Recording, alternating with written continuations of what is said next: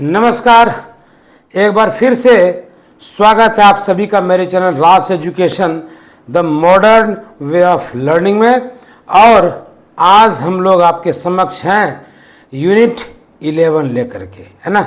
Unit 11 चलेगा और जल्दी ही इसका समापन भी होगा, फिर यूनिट 12 और उसके बाद सारा नोट्स। ठीक है, तो चलिए स्टार्ट करते हैं हम लोग क्लास को 9 बजे से। और अभी यूनिट 11 को समाप्त करना हम लोग को बहुत तेज़ी से और बहुत जल्दी से समाप्त करना है। ठीक है, तो चलिए बिना देरी किए हुए हम लोग प्रारंभ करते हैं यूनिट 11 को, है ना। और यूनिट 11 में क्या क्या है, तो समता एवं समानता। याद है हम बताए थे आपको, क्या बताए थे कि समता और समानता क्या होता है ना। ये शायद यूनिट 5 या यूनिट 6 में समता एवं समानता थोड़ा सा था और हमने आपको फिगर सहित जो है समता और समानता बताया था। ठीक है, तो चलिए अब हम लोग आगे बढ़ते हैं पहले पृष्ठ की ओर, यूनिट 11। ठीक है, और यूनिट 11 का हम सिलेबस सबसे पहले जानेंगे कि यूनिट 11 का सिलेबस है ना क्या है, क्योंकि सिलेबस की जानकारी आपको 50% सफल बना देती है, ये आपको पता होगा। तो सबसे पहले क्या है, सबसे पहले है कि समता एवं समानता। क्या है समता और क्या है समानता, है ना। जाति, वर्ग, धर्म, जाति समूह, गुण, शारीरिक अक्षमता और क्षेत्रीयता के संबंध में, ये हमको टॉपिक 1 हो गया। क्या हो गया, ये टॉपिक नंबर 1 हो गया। दूसरा है कि महिला अध्ययन से जेंडर अध्ययन की ओर प्रतिमान विस्थापन, ये हो गया टॉपिक नंबर 2। टॉपिक नंबर 2 की ओर हम लोग चलेंगे। तीसरा क्या है, तो ऐतिहासिक पृष्ठभूमि, महिलाओं के शैक्षिक अनुभवों पर केंद्रित 19वीं एवं 20वीं सदी से सामाजिक सुधार आंदोलन के कुछ मील के पत्थर। अगला क्या हम लोग का कि लिंग, संस्कृति, संस्थान, वर्ग, जाति, धर्म और क्षेत्र का प्रतिच्छेदन और शिक्षक परिवर्तन के अभिकर्ता के रूप में, है ना। शिक्षक परिवर्तन के अभिकर्ता के रूप में। और सबसे लास्ट जो है पद्धति, आगमन निगमन, व्याख्यान, विमर्श, बहुभाषिक, स्रोत विधि, अवलोकन विधि, प्रयोगशाला विधि, प्रोजेक्ट और समस्या समाधान विधि, उनके लाभ, सीमाएं और तुलना, इन सारे चीज़ों को हम लोग इसमें पढ़ने जा रहे हैं। चलिए अब हम लोग स्टार्ट करते हैं मेन चैप्टर को। ठीक है, मुख्य चैप्टर को हम लोग स्टार्ट करते हैं। चंदा सुप्रिया पूछ रही हैं कि सर एग्ज़ाम कब तक होने की संभावना है। संभावना तो मैम है 14 को ही होने का। हमको तो नहीं लगता है कि डेट बढ़ना चाहिए, लेकिन अगर डेट बढ़ भी जाता है तो कोई खास फर्क नहीं पड़ेगा, है ना। आपका सिलेबस पूरा कर ही देंगे। एग्ज़ाम कैप्सूल जो लेते रहिएगा, 2000 mg पावर लास्ट में आप लोग को देंगे, उसका नाम रखें हम लोग बूस्टर डोज। ठीक है, बूस्टर डोज चलेगा 7 दिन तक, लास्ट का 7वां दिन जो है वो बूस्टर डोज चलेगा। ये कैप्सूल एकदम इजी डोज चल रहा है, 125 mg से शुरू किए हैं। अब देखिए आप लोग कहाँ तक बर्दाश्त कर पाते हैं इसको। चलिए चलते हैं हम लोग टॉपिक, है ना। यूनिट 11 का टॉपिक 1 क्या है, यूनिट 11 का टॉपिक 1 क्या कहता है कि समता एवं समानता किसको देखते हुए, तो जाति को, वर्ग को, धर्म को, जाति समूह, गुण को, शारीरिक अक्षमता को और क्षेत्रीयता का जो संबंध है उसकी हम लोग बात करेंगे। तो शिक्षा सक्षमता का क्या अर्थ है ना, तो निष्पक्षता। ठीक है, निष्पक्षता मतलब कि पक्षपात नहीं करना, उसको कहते हैं निष्पक्षता। और इसे प्राप्त करने के लिए स्कूलों को वंचित छात्रों और कठिनाई का अनुभव करने वाले छात्रों को अतिरिक्त संसाधन और सहायता प्रदान करने की आवश्यकता होगी। ठीक है, शिक्षा समानता का अर्थ है कि उच्च गुणवत्ता वाली प्रारंभिक बचपन की शिक्षा तक पहुंच का विस्तार करना। फिर से इस बात को हम रिपीट करते हैं कि शिक्षा में समानता का अर्थ है कि जो उच्च गुणवत्ता वाली प्रारंभिक बचपन की शिक्षा तक पहुंच का विस्तार करना। और क्या, तो कम संसाधन वाले स्कूल, जिलों को अतिरिक्त धन भेजना जो कम कर राजस्व एकत्र करते हैं और रंगीन छात्रों और कम आय पृष्ठभूमि वाले छात्रों को अधिक सेवा प्रदान करते हैं, जिन्हें लंबे समय से कम वेतन दिया गया है ना। तो वैसे उसको हम लोग शिक्षा समानता का अर्थ हम लोग कह सकते हैं। जैसे कि वित्त प्रदत्त जो विद्यालय है उसकी भी हम बात करते हैं अगर, ठीक है, तो उसमें ये होता है। फिर देखते हैं हम लोग कि शिक्षा समानता का अर्थ है, क्या अर्थ है शिक्षा समानता का।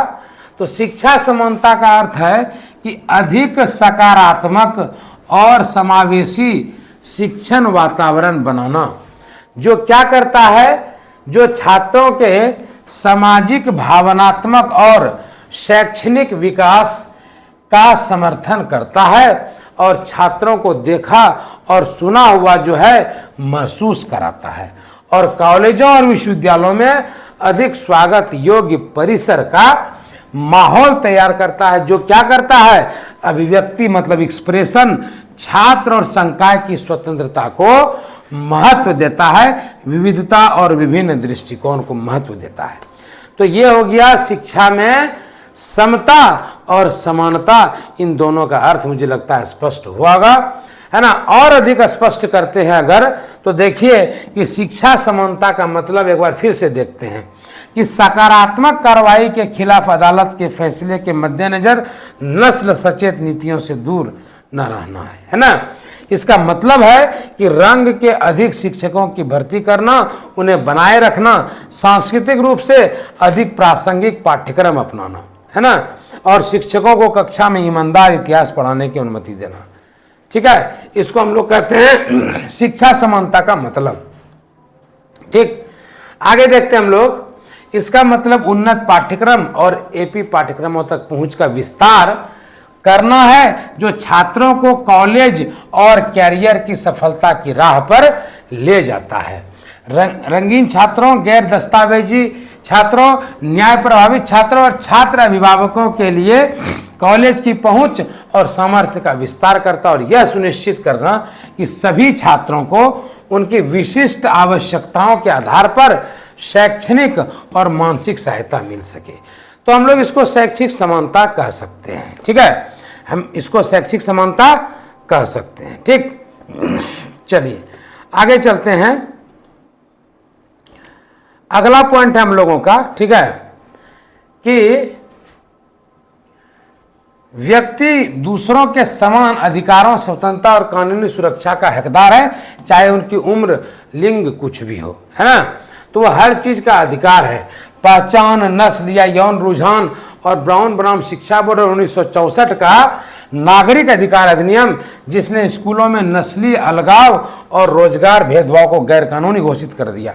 हम इन स्थापित आदर्शों की वापसी देख रहे हैं। इन सुरक्षाओं को हमारे लोकतंत्र और एक स्वतंत्र समाज की रीढ़ माना जाता है, लेकिन ये हमारी शिक्षा प्रणाली और अमेरिका जैसे देशों में अधिक व्यापक रूप से नस्ली नुकसान के गहराई से स्थापित पैटर्न का मुकाबला करने के लिए अपने आप में अपर्याप्त है ना।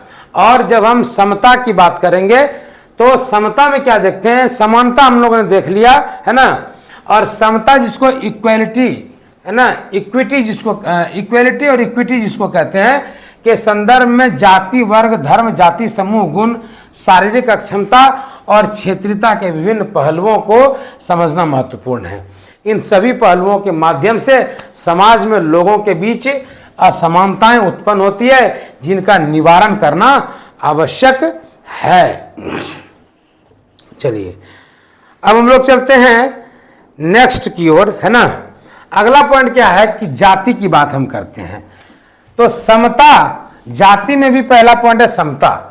तो जाति प्रथा के कारण उत्पन्न भेदभाव को समाप्त कर, है ना, सभी जातियों के लोगों को समान अधिकार देना, है ना। और समानता क्या है कि सभी जातियों के लोगों को उनकी आवश्यकताओं और विशिष्टताओं के आधार पर समर्थन प्रदान करना, जैसे कि आरक्षण नीति, है ना। ये अर्थ है किसका, ये समता हो गया और ये समानता हो गया, है ना। अच्छा, एक बात ये हम बताना चाह रहे हैं कि ये चैप्टर जो है, ये जो हम लोग बनाते हैं नोट्स, ये बड़ा बड़ा को जो है छोटा करते हैं हम लोग। अब इसको अगर कहेंगे एक्सप्लेन करने के लिए थोड़ा सा ये कष्टप्रद स्थिति हो जाती है, पॉसिबल हमको नहीं लगता है, और हमको उचित नहीं लगता कि ज़्यादा दिन तक सिलेबस को खींचना, क्योंकि हम लोग तो काट छांट के इसको तैयार किए ही। अब यहाँ काट छांट के तैयार किया, यहाँ एक्सप्लेनेशन बहुत ज़्यादा करेंगे, दिक्कत हो जाएगा। इसीलिए ये नोट्स एकदम सॉलिड नोट्स है। आप इतना से पढ़िए, इतना से ही अगर काम नहीं चलेगा तब आप कमेंट में आपको अधिकार हम देंगे कि आप जो बोल सकते हैं हम लोग को, अगर इससे नहीं आया तो, ठीक है। चलिए चलते हैं आगे हम लोग, ठीक है। इसीलिए ज़्यादा हम एक्सप्लेनेशन नहीं करते। बहुत लोग कहते हैं सर एक्सप्लेनेशन करिए, it is not possible to explain, है ना। अभी हम समता समानता पर पिछले क्लास में भी एक्सप्लेनेशन किए थे, तो अब समय नहीं है, क्योंकि इसके बाद हम लोग को और बहुत कुछ करना है आप लोग के लिए। वन लाइनर चलाना है, मतलब ऐसा चक्रव्यूह तैयार कर दिए हैं कि उससे बाहर कहीं जाने का सवाल ही नहीं है। बोलेगा क्या चक्रव्यूह तैयार किए हैं सर, तो देखिए चक्रव्यूह क्या किए कि सबसे पहले हम आपको, है ना, यूनिट 1 से लेकर के यूनिट 12 तक पढ़ाएंगे, जिसमें से कि 11 स्टार्ट भी हो गया, है ना। चक्रव्यूह नंबर 1 ये है। चक्रव्यूह नंबर 2 कि हम आपको जो है 13 सेट करवा चुके हैं, टोटल 40 सेट हमको करवाना है। मोटा मोटी आपके पास वो भी सेट होगा, 2500 क्वेश्चन का सेट वहां पर बनेगा। हम चक्रव्यूह की बात कर रहे हैं, तो चक्रव्यूह नंबर 2। तीसरा चक्रव्यूह ये है कि कैप्सूल बैच लॉन्च कर दिए, कैप्सूल बैच लॉन्च कर दिए। चक्रव्यूह नंबर 3 कितना हो गया, 3। और चौथा जो है वो 7 दिन पहले बूस्टर डोज लॉन्च करेंगे। उसका क्या नाम है, कैप्सूल डोज के बाद जो कौन सा है, बूस्टर डोज, है ना। बूस्टर डोज कितना, तो 2000 mg, 2000 mg बूस्टर डोज 7 दिन के लिए चलेगा। तो आप बताइए आप ही कि क्वेश्चन कहीं से बच करके जाने वाला है औकात बीपीएससी को कि वो इन चारों चक्रव्यूह से बच जाए। घेर के मारेंगे उसको, घेरेंगे उसको। एक सिंगल क्वेश्चन आप हमको दिखा दीजिए सर आपका बताया वो नहीं आया, इतना का मतलब समझ रहे हैं कि आपके पास ये 10 से 15 हजार क्वेश्चन का कलेक्शन हो गया, कहीं भी जाने वाला नहीं है। आप ईमानदारी से अगर पढ़िएगा तो समझ लीजिए कि इसके बाहर कुछ भी नहीं है। और एक बार तो बनना है हेडमास्टर, उसके बाद तो सुख ही सुख है ना। चलिए चलते हैं हम लोग अगले पॉइंट की ओर, है ना। अगला पॉइंट की ओर चलते हैं। तो इसमें हम जाति के बारे में, जाति वाले में समता और समानता बता दिए, पूरा घिना दिए बोर्ड ना, साफ सुथरा हम नहीं रखते हैं बोर्ड को। चलिए कोई बात नहीं है, आगे चलते हैं। अगला पॉइंट हम लोग का देखिएगा। अब वर्ग की बात करेंगे तो वर्ग में भी समता की बात करेंगे और समानता की बात करेंगे। तो इसमें क्या आएगा देखिएगा कि वर्ग में समता की जब बात करेंगे तो आर्थिक स्थिति के आधार पर लोगों के बीच भेदभाव को समाप्त करना और सभी को समान अवसर प्रदान करना, यह समता का उदाहरण है। और समानता की जब बात होगी तो देखिए निम्न आय वर्ग के लोगों को विशेष आर्थिक सहायता, शिक्षा और रोजगार में आरक्षण, ये समानता हुआ। समता देखिए और समानता देखिए, समझ में आया।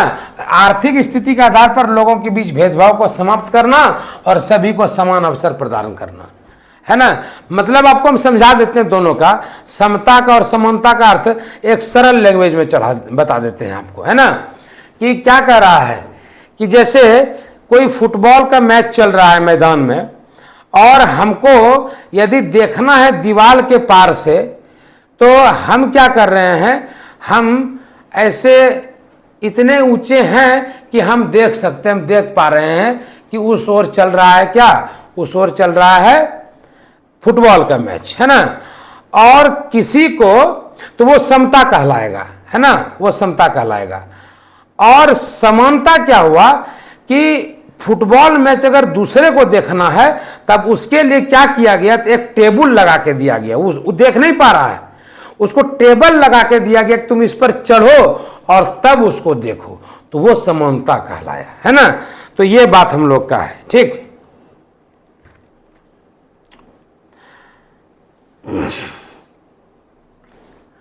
बूस्टर डोज में वही सब होगा सर, ठीक है। शकील बाबू पूछ रहे हैं कि 100 मार्क्स के लिए क्या करें सर। तो 100 मार्क्स के लिए बूस्टर डोज में पूरा पूरी जो है, बूस्टर डोज में पूरा पूरी जो है 150 मार्क्स ही चलेगा, है ना। 150 मार्क्स चलेगा बूस्टर डोज लास्ट 7 डेज में, है ना। लास्ट का 7 डेज जो है वो बूस्टर डोज में 150 मार्क्स चलेगा, आप चिंता मत करिए। ये आप लोग राज हमसे खुलवा लेते हैं, लेकिन हम क्या करने वाले हैं, ये गंदी बात है ना। हम जो है सोचते हैं कि एकदम डायरेक्ट लॉन्च करेंगे और सरप्राइज देंगे आप लोगों को, लेकिन पूछ पूछ के आप हमने मुंह से उगलवा लेते हैं। मेरे पेट में बात पछताना है, जान लीजिए, है ना। इसीलिए गड़बड़ बात है ये सब। शकील बाबू, सफ़ी बाबू, हाँ चलिए सफ़ी बाबू, चलिए आगे चलते हैं हम लोग। अब करते हैं धर्म की बात, है ना। धर्म की बात करेंगे और समता और समानता इसमें भी हम लोग देखेंगे। तो धार्मिक आधार पर भेदभाव को समाप्त करना और धर्मों के लोगों को समान अधिकार देना, यह कहलाएगा समता। क्या कहलाएगा ये कहलाएगा समता। और समानता क्या कहलाएगा, तो धार्मिक अल्पसंख्यकों को उनकी संस्कृति और परंपराओं को बनाए रखने के लिए विशेष अवसर प्रदान करना, वो क्या कहलाएगा, वो कहलाएगा समानता। तो समता और समानता दोनों में देखिए क्या फर्क है और कितना मस्त एग्जाम्पल है। आप लोग हम कमेंट भी चेक करते जा रहे हैं, कुछ कमेंट तो नहीं कर रहे कोई। चलिए आगे चलते हैं हम लोग। जाति समूह गुण की हम लोग बात करते हैं। तो जाति समूह गुण की जब हम लोग बात करेंगे तो किसी भी जाति समूह के आधार पर भेदभाव को समाप्त करना और सभी को समान अवसर प्रदान करना, है ना। और समानता क्या कहलाता है, तो विभिन्न जाति समूहों के लोगों को उनकी आवश्यकताओं के आधार पर विशेष सहायता और समर्थन देना, है ना। विशेष सहायता और समर्थन देना, है ना, वो क्या कहलाएगा हम लोग का। 10 डेज का बूस्टर डोज दें सर प्लीज, अनिल बाबू बोल रहे हैं। 10 डेज का बूस्टर डोज बर्दाश्त कर लीजिएगा, 2000 mg पावर का है, ठीक है। हाँ चलिए आगे चलते हैं। शारीरिक अक्षमता की बात करते हैं, शारीरिक अक्षमता की बात करते हैं तो समता की बात करते हैं। तो शारीरिक अक्षमता के आधार पर भेदभाव को समाप्त करना और सभी के समान अधिकार और अवसर प्रदान करना, ये शारीरिक अक्षमता के लिए समता वाली बात होगी। और जब बात करेंगे हम समानता की, तो शारीरिक रूप से अक्षम लोगों को उनकी जरूरतों के अनुसार विशेष सुविधाएं जैसे कि रैंप देना, ब्रेल साइन कराना और रोजगार में आरक्षण देना, ये समानता कहलाएगा, है ना। समझिए बात को, ठीक है। अब जो है क्षेत्रीयता की बात करते हैं हम लोग, है ना। क्षेत्रीयता की जब हम लोग बात करेंगे तो इसमें जब हम समता की बात करेंगे तो क्षेत्रीय आधार पर भेदभाव को समाप्त करना और सभी क्षेत्रों के लोगों को समान अवसर देना। और जबकि समानता क्या है, तो पिछड़े क्षेत्रों के विकास के लिए विशेष योजनाएं और, है ना, और संसाधन प्रदान करना, ठीक है। और जहां तक निष्कर्ष की बात होगी तो निष्कर्ष क्या होगा, समता और समानता को प्राप्त करने के लिए समाज के विभिन्न वर्गों के बीच मौजूद असमानताओं को पहचानना और उन्हें दूर करने के लिए विशेष कदम उठाना आवश्यक है।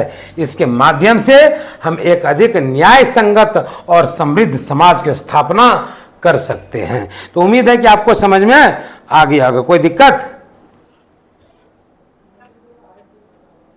चलिए नेक्स्ट देखते हैं। अगला पॉइंट हम लोग का, ये टॉपिक 1 आपका समाप्त हो गया, ठीक है। टॉपिक 1 क्या हो गया, टॉपिक 1 आपका कंप्लीट हो चुका है, ठीक है।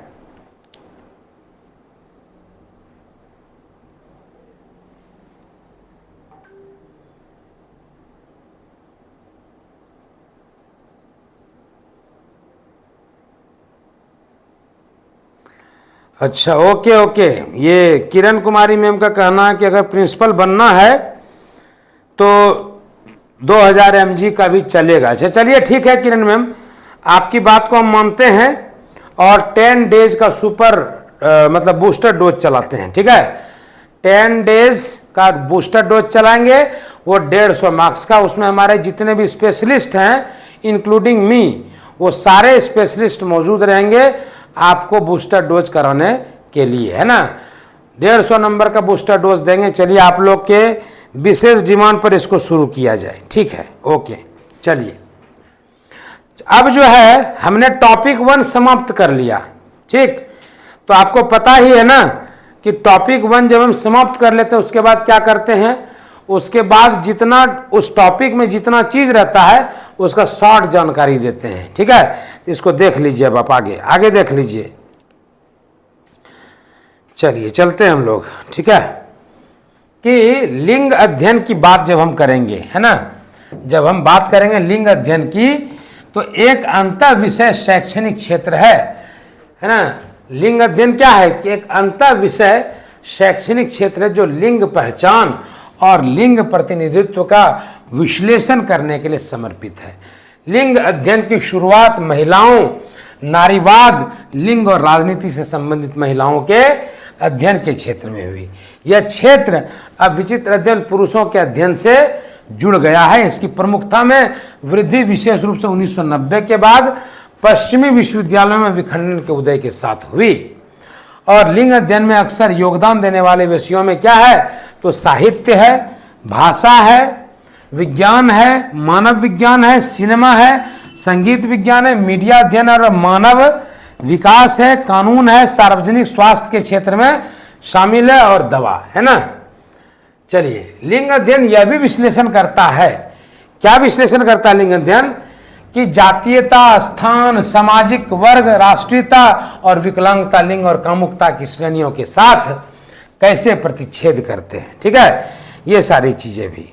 चलिए आगे चलते हैं कि लिंग अध्ययन में लिंग शब्द का प्रयोग अक्सर पुरुष, है ना, या महिला लिंग के जैविक पहलुओं के बजाय पुरुषत्व और स्त्रीत्व के सामाजिक और सांस्कृतिक निर्माणों को संदर्भित करने के लिए किया जाता है। हालांकि यह दृष्टिकोण सभी लिंग विद्वानों का नहीं है ना। लिंग कई विषयों के लिए प्रासंगिक है, जैसे क्या, साहित्यिक सिद्धांत के लिए, और क्या, नाटक अध्ययन के लिए, और किसके लिए, फिल्म सिद्धांत के लिए, प्रदर्शन सिद्धांत के लिए, समकालीन कला इतिहास के लिए, मानव विज्ञान के लिए, समाज शास्त्र के लिए, समाज शास्त्र और मनोविज्ञान के लिए, है ना, इतने चीजों के लिए। चलिए और आगे चलते हैं हम लोग अगले पेज की ओर। अगला पेज कहता है कि यह अनुशासन कभी कभी लिंग का अध्ययन कैसे और क्यों किया जाता है, इसके दृष्टिकोण में भिन्न होते हैं। एक देखिए पॉइंट वाइज ये बोल्ड किए हुए हैं, इसको सब पॉइंट वाइज दिया हुआ है। आपको जब नोट्स देंगे और जब आप इसको पढ़ेंगे तो आप इसको पाएंगे, निकाल लेंगे इसको। और एक सबसे आसान उपाय बताते हैं, जब आपको कोई वर्ड डिफिकल्ट लगे तो उसको गूगल में टाइप कर दीजिए प्रतिच्छेद। जैसे प्रतिच्छेद नहीं समझ में आया, गूगल में टाइप कर दीजिए, गूगल बाबा आपको सारा जवाब दे देंगे क्या होता है। ठीक है, अगला देखिएगा, लिंग अध्ययन भी अपने आप में एक अनुशासन है जिसमें कई विषयों के तरीके और दृष्टिकोण शामिल हैं। महिला अध्ययन से जेंडर अध्ययन की ओर प्रतिमान विस्थापन एक महत्वपूर्ण और आवश्यक परिवर्तन है जो सामाजिक, सांस्कृतिक और शैक्षिक क्षेत्रों में व्यापक प्रभाव डालता है ना। क्या करता है ये, व्यापक प्रभाव डालता है ना। यह परिवर्तन अधिकारों, लैंगिक असमानताओं और लैंगिक पहचान के व्यापक अध्ययन को समाहित करता है। ठीक है, अविनाश जी पूछ रहे हैं कि सर एग्जाम में मैथ रीजनिंग का कितना क्वेश्चन रहता है। तो अविनाश जी, मैथ रीजनिंग का कुल मिलाकर के जो है 10 से 12 क्वेश्चन रहता है, और हमको लगा कि उसको अगर बताएंगे तो हमारे सारे शिक्षक बंधुओं का समय बर्बाद जाएगा। इसीलिए हमने डिसीजन लिया कि अन्य चीज़ों को मजबूत किया जाए। ठीक है, दूसरी चीज़ों को मजबूत किया जाए, इसीलिए हमने उस पर ज़्यादा दिमाग लगाया नहीं। ठीक है, चलिए चलते हैं हम लोग अगले पॉइंट की ओर। देखिए आप लोग को भरपूर चीज़ दे दिए हैं हम, है ना। चक्रव्यूह का रचना कैसे कैसे की आपको पता है ना, बताए ना चक्रव्यूह कैसे रचे। चक्रव्यूह नंबर 1 क्या था, यूनिट 1 से यूनिट 12 तक पढ़ाना, चक्रव्यूह नंबर 1। दूसरा क्या था, एग्जाम कैप्सूल बैच लॉन्च करना, कर दिए। तीसरा क्या था, ऑब्जेक्टिव चलाना, चला दिए। चौथा क्या है, बूस्टर डोज चलाना, बूस्टर डोज चला देंगे। और एगो तो अभी चक्रव्यूह बाकी है, पांचों तरफ से घेर के मारेंगे बीपीएससी को। तू जाएगा कहाँ रे, है ना। तुम इतना क्वेश्चन बताएंगे, इतना क्वेश्चन बताएंगे कि कंफ्यूज हो जाओगे कि छोड़ें कि इसको नहीं छोड़ें, है ना। तो ये तो जस्ट एक मजाक था, है ना। लेकिन याद रखिएगा कि इसको जो लोग रेगुलर मेरा वॉच कर रहे हैं चैनल ना, तो इतना सा तो एकदम क्लियर बात है, ठीक है, क्लियर बात है कि जो पढ़ रहे हैं, जो केवल सेशन में मौजूद रह रहे हैं, उनका तो हम गारंटी लेते हैं कि 80-90% गारंटी लेते हैं उनका होना ही है। और जो मेरे पढ़ाने के बाद थोड़ा पढ़ भी लेते हैं, उनका तो हम 100% गारंटी लेते हैं। स्वयं ब्रह्मा विष्णु महेश से हम लड़ जाएंगे कि आप इन जैसे लोगों का क्यों नहीं किए, है ना। कि पढ़ाने के बाद जो पढ़े भी, अगर उनका भी नहीं किए प्रभु, तो आप अन्याय कर दिए था, ठीक है। चलिए तो देखते हैं आगे की ओर। गौतम प्रसाद बोले पिछले बार 20 क्वेश्चन दिया था मैथ रीजनिंग का। सर जी हम हाथ जोड़ के क्षमा प्रार्थी हैं कि 20 क्वेश्चन दे या 25 क्वेश्चन दे, हम लोग मैथ रीजनिंग नहीं कर पाएंगे गुरुदेव, क्योंकि उसके लिए हमारे पास फैकल्टी रहते हुए भी लोग नहीं करवा पाएंगे, समय नहीं है। हम चाहते हैं कि इसी में मजबूत कर दें। मैथ रीजनिंग फौवा है, मार के आइएगा ना, घस के आइएगा कलर करके, जो मन सो करके आइएगा, निगेटिव मार्किंग नहीं है ना, इसको मजबूत कर लीजिए। और उसमें 20 तो अगर आता है तो इतना भी खराब लगना होगा कि आपका 7-8 को सही नहीं होगा, कम से कम 50% जरूर अनटक्कर में सही हो जाएगा, चिंता मत करिए, ठीक है। चलिए आगे चलते हम लोग। अब हम लोग बात करते हैं किसका, तो महिला अध्ययन का बात करते हैं हम लोग, है ना। महिला अध्ययन की हम लोग बात करते हैं, ठीक है जी। मुनेंद्र बाबू सही कर रहे हैं, अपने अपने से पढ़िए मैथ और रीजनिंग, वो नहीं करवा पाएंगे हम लोग सर। हम लोग जो वादा करते हैं वही, जो उतना ही वादा करते हैं जो निभा पाते हैं, और अभी तक आपकी उम्मीदों पर खरे उतरे हैं। और हमसे ऐसा वादा मत करवाइए जो हमसे नहीं हो पाए, है ना, वो कमिटमेंट हम लोग नहीं करते हैं सर।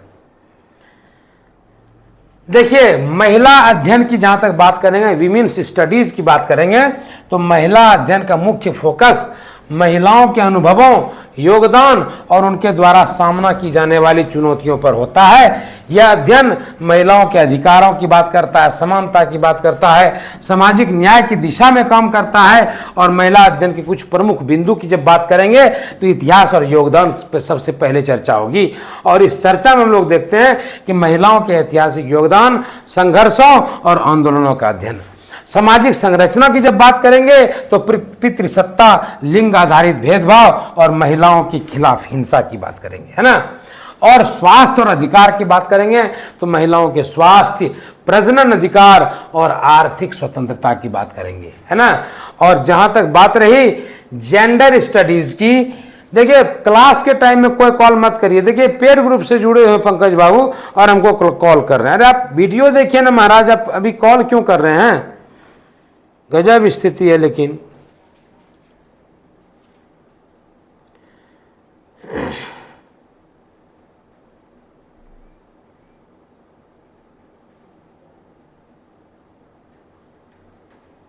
चलिए चलते हम लोग आगे की ओर।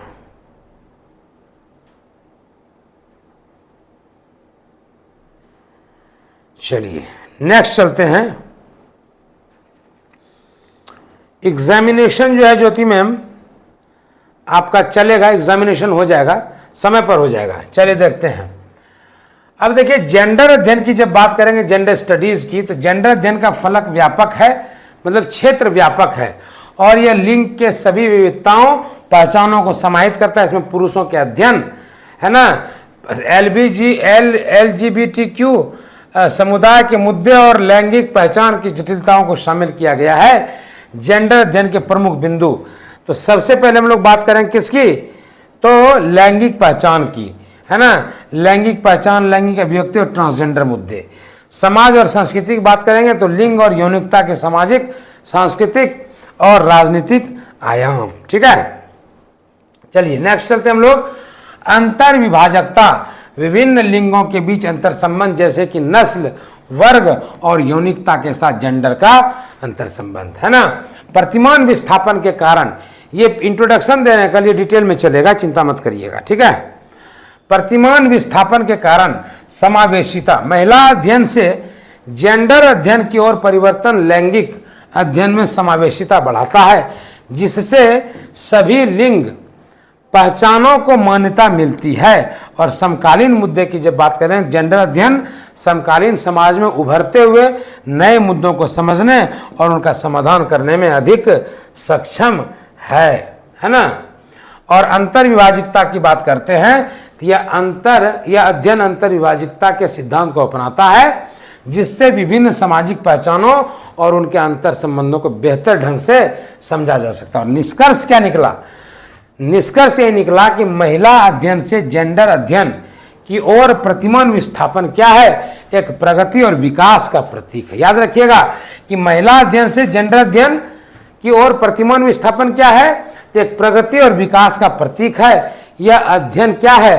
तो अधिक समावेशी है, व्यापक है और कैसा है? तो न्यायपूर्ण है ना, जो सभी लिंग पहचानों और उनकी जटिलताओं को समझने में सहायक है। यह परिवर्तन सामाजिक न्याय, समानता और मानवाधिकारों की दिशा में एक महत्वपूर्ण कदम है, जो समकालीन समाज की जरूरतों और चुनौतियों का समाधान करने में सक्षम है। तो ऐतिहासिक पृष्ठभूमि की हम चर्चा कर रहे थे। यूनिट 11 में हमने ऐतिहासिक पृष्ठभूमि की चर्चा की और उसमें महिलाओं के शैक्षिक अनुभवों की हमने बात की, है ना। महिलाओं के शैक्षिक अनुभवों पर केंद्रित इसकी बात की। अब जो है हम आज बात करेंगे 19वीं एवं 20वीं सदी से सामाजिक सुधार आंदोलन के कुछ मील के पत्थर, लिंग, संस्कृति और संस्थान, वर्ग, जाति, धर्म और क्षेत्र का प्रतिच्छेदन, शिक्षक परिवर्तन के अभिकर्ता के रूप में। तो चलिए इसका हम लोग स्टार्ट करते हैं क्लास। ये आज हम लोग इसको देखेंगे। ये क्लियर हो गया था, टॉपिक 1, टॉपिक 2 ये समाप्त था, ठीक है। अब हम लोग चलेंगे क्या, ये वाला और ये वाला, पेज नंबर 17 ना।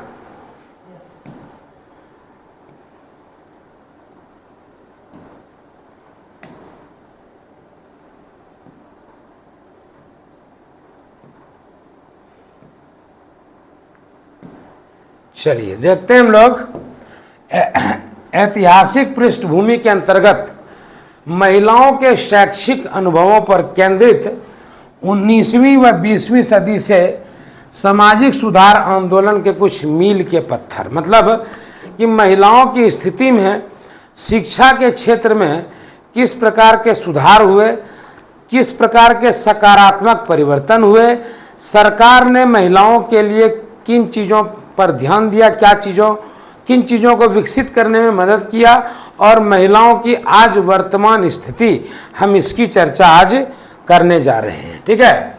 तो देखते हैं कि 19वीं और 20वीं सदी के सामाजिक सुधार आंदोलनों ने महिलाओं के शैक्षिक अनुभवों में महत्वपूर्ण परिवर्तन लाया, है ना। क्या किया? तो महत्वपूर्ण परिवर्तन लाया। किसने? तो 19वीं और 20वीं सदी के सामाजिक सुधार आंदोलनों ने। और इसी में हम लोग बात करेंगे किनकी? राजा राम मोहन राय साहब की भी बात करेंगे, महात्मा गांधी साहब की भी बात करेंगे, सभी लोगों की बात करेंगे इसमें, है ना। तो इन आंदोलनों ने महिलाओं की शिक्षा पर जोर दिया और समाज में उनके अधिकारों और स्थिति को सुधारने में महत्वपूर्ण भूमिका निभाई, है ना। अगला है कि 19वीं सदी से लेकर वर्तमान समय तक महिलाओं से संबंधित विषयों व उनकी स्थिति में सुधार के लिए समय समय पर अनेक आंदोलन किए गए। आपको ही पता होगा, सर्वप्रथम समाज सुधारक राजा राम मोहन राय ने क्या खत्म किया? तो सती प्रथा खत्म किया। और सती प्रथा क्या था? भारत के लिए कलंक के समान था। क्या था सती प्रथा? आपको पता होगा कि जब किसी महिला का पति जब मर जाता था, मृत्यु के पश्चात उस महिला को भी उसी चिता पर जो है अपने आप को क्या कर देना था? तो समर्पित कर देना था, अपने आप को जो है जला देना था। ये सती प्रथा थी। ये प्रथा कितनी घटिया प्रथा कि एक जीते जी इंसान को आग पर लिटा दिया जाना सिर्फ इसलिए क्योंकि उसका पति इस दुनिया में नहीं रहा। तो ये कितनी गंदी प्रथा थी ये, ठीक है। तो इस प्रथा को खत्म करने में सबसे महत्वपूर्ण योगदान किन्होंने दिया? राजा राम मोहन राय ने दिया, है ना। और उन्होंने जन जागरूकता फैलाई। क्या फैलाई उन्होंने? जन जागरूकता फैलाई, है ना। और इसी जन जागरूकता के वजह से क्या हुआ? तो जन जागरूकता के वजह से बहुत बड़े पैमाने पर जो है ये आंदोलन चला और उन्होंने उस सती प्रथा को खत्म करवाया, ठीक है। तो इसके पश्चात महिला समस्याओं के निवारण हेतु अनेक आंदोलन किए गए, है ना। महिलाओं के आंदोलन का विषय व स्वरूप प्रत्येक सदी में क्या होता रहा? प्रत्येक सदी में परिवर्तित होता रहा। 19वीं व 20वीं सदी में यह जन जागरूकता व कानूनी सुधार के रूप में परिणत हुआ।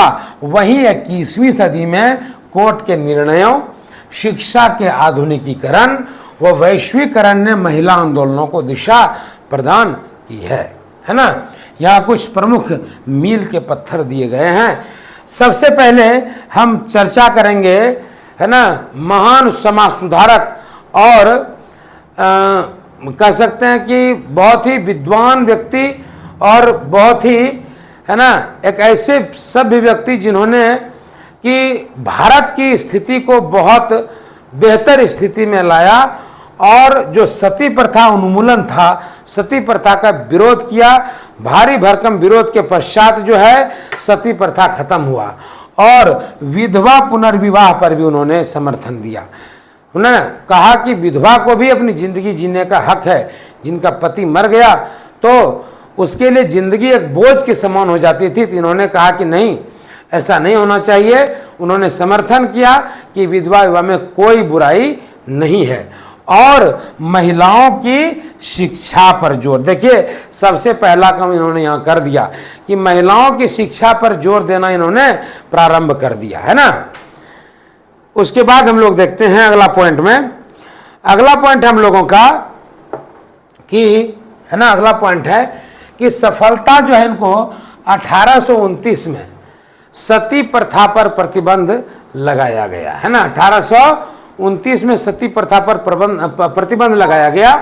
और दूसरा महान काम जो है कि इन्होंने किया तो ईश्वर चंद बाबू ने, ईश्वर चंद विद्यासागर, 1820 में जन्म हुआ, 1891 में मृत्यु हुई। इसी की कहानी ना हम और आप बचपन में पढ़ते थे कि ईश्वर चंद विद्यासागर थे वो जो ट्रेन पर अपने दोस्त को रिसीव करने गए, है ना, या कहीं पर बस स्टैंड पर, और मतलब वो पहचान ही नहीं पाया कि यही ईश्वरचंद विद्यासागर हैं और अपना काम जो है वो स्वयं करने के सीख दिए कि कुली को खोज रहे थे तो यही कुली बन करके सामान उठा के ले गए। बाद में दोस्त को पता चला कि, दोस्त नहीं मतलब कोई और होंगे रिलेटिव, कि यही जो है राजा राम ईश्वर चंद विद्यासागर है। तो, है ना, तो इनकी ढेर सारी कहानियां हैं। तो इन्होंने भी प्रयास किया, इन्होंने भी विधवा पुनर्विवाह का क्या किया तो समर्थन किया और महिलाओं की शिक्षा के लिए स्कूलों की स्थापना की।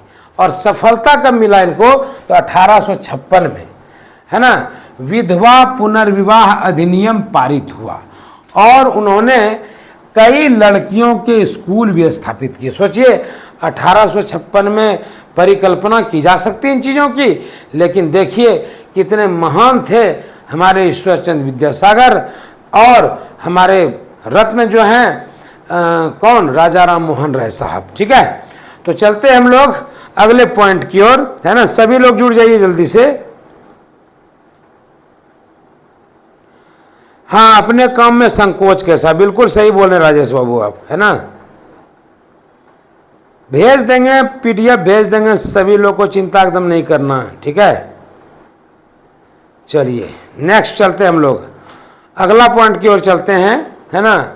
नेक्स्ट पॉइंट हम लोग का है कि ज्योतिराव फुले और सावित्रीबाई फुले 1831 और 1897 की बात, है ना। मतलब 1831 में जन्म और 1897 में इनकी मृत्यु हुई। ज्योतिबा राव फुले को कौन नहीं जानता, है ना। प्रयास कि दलितों और महिलाओं की शिक्षा के लिए स्कूलों की स्थापना। और सफलता कब? तो 1848 में पुणे में भारत का पहला बालिका स्कूल स्थापित किया गया, है ना। और प्रमुख बिंदु क्या? 19वीं सदी में महिला आंदोलन। 19वीं सदी में महिला आंदोलन, इसमें क्या चीज को खत्म किया? पर्दा प्रथा, बाल विवाह, शिक्षा का अभाव, संपत्ति के अधिकारों में असमानता, सती प्रथा, बहुपत्नी प्रथा, विधवा पुनर्विवाह पर प्रतिबंध आदि महिलाओं की निम्न स्थिति हेतु उत्तरदायी कारक थे ना। और इस काल में महिलाओं ने स्वतंत्रता आंदोलन में सक्रिय भागीदारी की और सरोजनी नायडू, सुचेता कृपलानी आदि अनेक महिलाओं ने स्वतंत्रता आंदोलन का नेतृत्व किया। और वर्ष 1927 में अखिल भारतीय महिला कांग्रेस का गठन किया गया।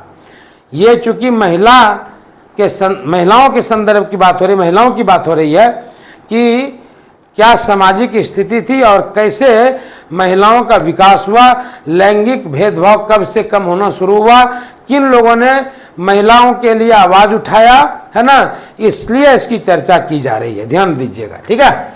वर्ष 1914 में स्त्री चिकित्सा सेवा शुरू की गई और वर्ष 1916 में पुणे में महिला विश्वविद्यालय को स्थापना की गई।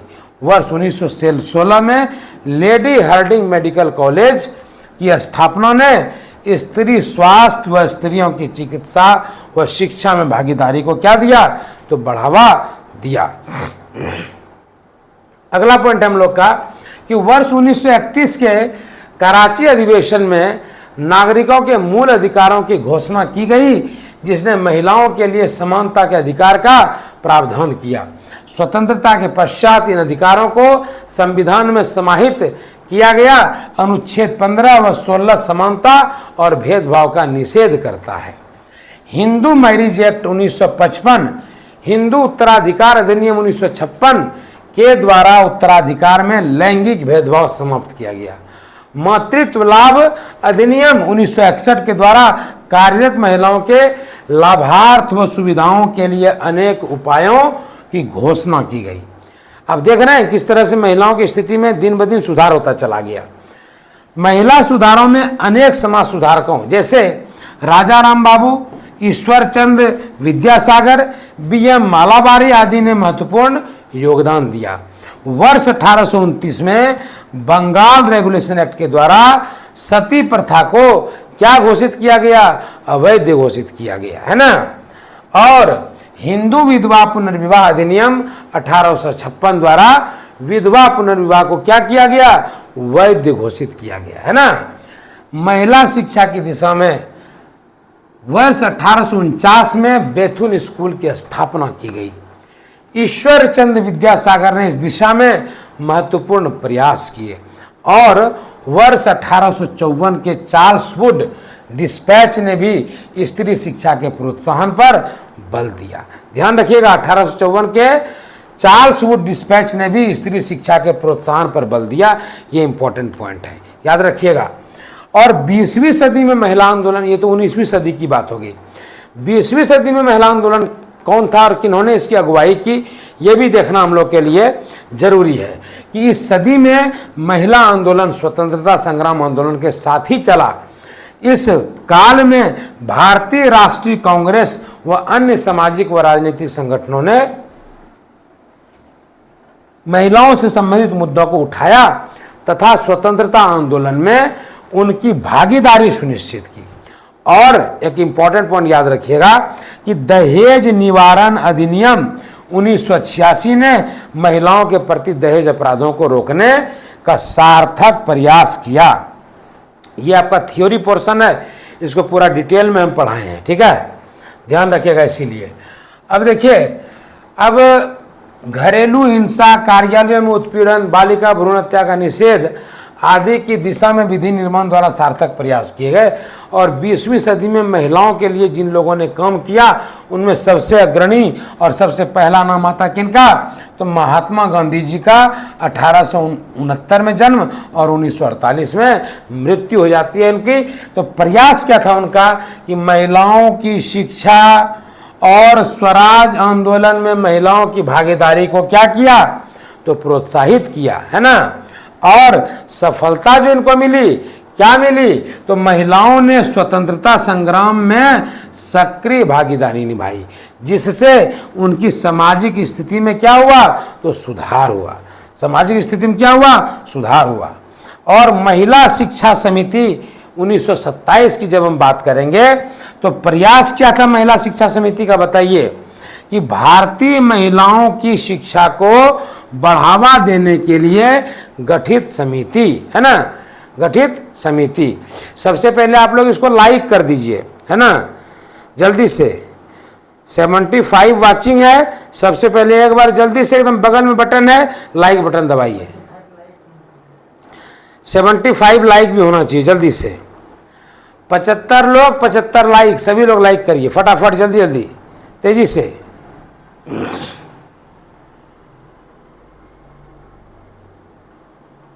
जी चलिए आगे चलते हैं हम लोग, अगले पॉइंट की ओर चलते हैं। सफलता क्या हुआ इनको इसमें, कि महिलाओं की शिक्षा के लिए नीति निर्माण में महत्वपूर्ण भूमिका निभाई। अगला क्या, कस्तूरबा गांधी राष्ट्रीय स्मारक ट्रस्ट 1945 की बात करेंगे। तो ग्रामीण क्षेत्रों में महिलाओं की शिक्षा और सशक्तिकरण के लिए काम करना। दूसरा पॉइंट, कि ग्रामीण महिलाओं की शिक्षा और स्वास्थ्य में सुधार लाने के लिए कई कार्यक्रम चलाए। डॉक्टर भीमराव अंबेडकर की बात करते हैं, 1891 में जन्म हुआ, 1956 में मृत्यु हुई। तो महिलाओं के अधिकारों और शिक्षा पर जोर दिया, है ना, महिलाओं के अधिकारों और शिक्षा पर क्या दिया, जोर दिया, विशेषकर अनुसूचित जाति के महिलाओं के लिए, यानी शेड्यूल कास्ट के लिए, है ना। हाँ चलिए, सफलता क्या है इसका, कि भारतीय संविधान में महिलाओं के अधिकारों की सुरक्षा के लिए प्रावधान, है ना। और 5वां पॉइंट, सावित्रीबाई फुले विश्वविद्यालय की बात करेंगे। 1949 में इसकी स्थापना की गई और इसका क्या प्रयास था, क्या यूज था, तो महिलाओं की उच्च शिक्षा को बढ़ावा देना। सफलता क्या मिली इसमें, सफलता की बात करते हैं तो भारत का कैसा, तो पहला महिला विश्वविद्यालय, इस पॉइंट को याद रखिएगा कि भारत का पहला महिला विश्वविद्यालय जो महिला शिक्षा में महत्वपूर्ण योगदान दे रहा है ना। क्या नाम था, सावित्रीबाई फुले विश्वविद्यालय। इस पॉइंट को आप लोग याद रखिएगा, ठीक है, इस पॉइंट को सभी लोग याद रखिएगा। मिलेगा विनोद ठाकुर जी, यूनिट 9 का PDF भी मिलेगा। आप परेशान काहे हो रहे हैं, क्लास ले रहे हैं तो क्लास को ध्यान, क्लास पे ध्यान दीजिए ना, क्लास पर ध्यान दीजिए, PDF पर ध्यान देना हम लोग का काम है। आपसे ज़्यादा टेंशन हमको है, आपका एग्ज़ाम निकलवाएंगे ना तो आपसे ज़्यादा फायदा हमको होगा, ये पता होना चाहिए आपको। अब सब निकलवा ही लीजिएगा हम लोग से। देखिए निष्कर्ष की बात करते हैं तो 19वीं और 20वीं सदी के सामाजिक सुधार आंदोलनों ने महिलाओं की शिक्षा में महत्वपूर्ण सुधार लाए और उनके शैक्षिक अनुभवों को समृद्ध किया, है ना। इन आंदोलनों के परिणाम स्वरूप महिलाओं ने न केवल शिक्षा प्राप्त की बल्कि सामाजिक, आर्थिक और राजनीतिक क्षेत्रों में भी महत्वपूर्ण योगदान दिया, है ना। आगे चलते हैं। इन मील के पत्थरों ने भारतीय समाज में महिलाओं की स्थिति को सुधारने और समानता की दिशा में महत्वपूर्ण कदम बढ़ाए। महिला सुधारों की दिशा में उत्तरोत्तर सुधार हो रहा, परंतु अभी भी आर्थिक, राजनीतिक व सामाजिक क्षेत्रों में महिलाएं पुरुषों के मुकाबले पीछे हैं। सामाजिक जागरूकता के माध्यम से कार्यबल में उनकी भागीदारी में वृद्धि किए जाने की आवश्यकता है। राजनीति में महिलाओं की भागीदारी सुनिश्चित करने हेतु विधायिका में महिला आरक्षण बिल पारित किया जाना चाहिए, ठीक है। चलिए अब यूनिट 11 का टॉपिक 4, है ना, यूनिट 11 का टॉपिक 4 पढ़ाएंगे और टॉपिक 5 जो है इसका वो बेहद इंपॉर्टेंट है, वो आज नहीं होगा, वो नेक्स्ट डे चलेगा हम लोग का। ये अच्छा टॉपिक 6 जो है वो नेक्स्ट डे चलेगा हम लोग का है। हाँ तो टॉपिक 4 और टॉपिक 5 हम लोग आज ही समाप्त करने का प्रयास करेंगे। उसके बाद भी कहीं जाना नहीं आप लोगों को, क्योंकि जो पेड बैच हैं उन पेड लोगों को क्या किया जाएगा, उन पेड लोगों का क्लास चलेगा अभी, ठीक है। तो क्लास में सभी लोग मौजूद रहिएगा और केवल पेड ग्रुप में हम लोग जो लिंक शेयर करेंगे वो हमारे जो पेड मेंबर्स है केवल वही लोग देख सकते हैं। इसीलिए अगर शेयर भी करिएगा तो कोई फायदा होने वाला नहीं है, क्योंकि हमने उसको अनलिस्ट मतलब कुछ टेक्निकल उसमें लोचा डाल दिया है हमारे रास बिहारी सर ने, जो कि टेक्निकल टीम के एकदम एक्सपर्ट मेंबर हैं। मैथ साइंस का दिग्गज खिलाड़ी कह सकते हैं हम लोग उनको, है ना। तो मैथ साइंस से वो खेलते हैं और कंप्यूटर के माउस बटन से भी, ये देख लीजिए माउस बटन है ना, माउस बटन से भी खेलते हैं वो। चलिए आगे देख लेते हैं। तो इसमें देख लेते हैं यूनिट 11 का टॉपिक 4 क्या कहता है कि लिंग, संस्कृति, संस्थान, वर्ग, जाति, धर्म और क्षेत्र का प्रतिच्छेदन, है ना। चलिए तो देखते हैं। प्रतिच्छेदन का मतलब जानते हैं क्या होता है? इंटरसेक्ट करना। इंटरसेक्ट आप लोग बच्चा में पढ़े होंगे ना, इंटरसेक्ट करना, वो मैथ में पढ़े होंगे नहीं।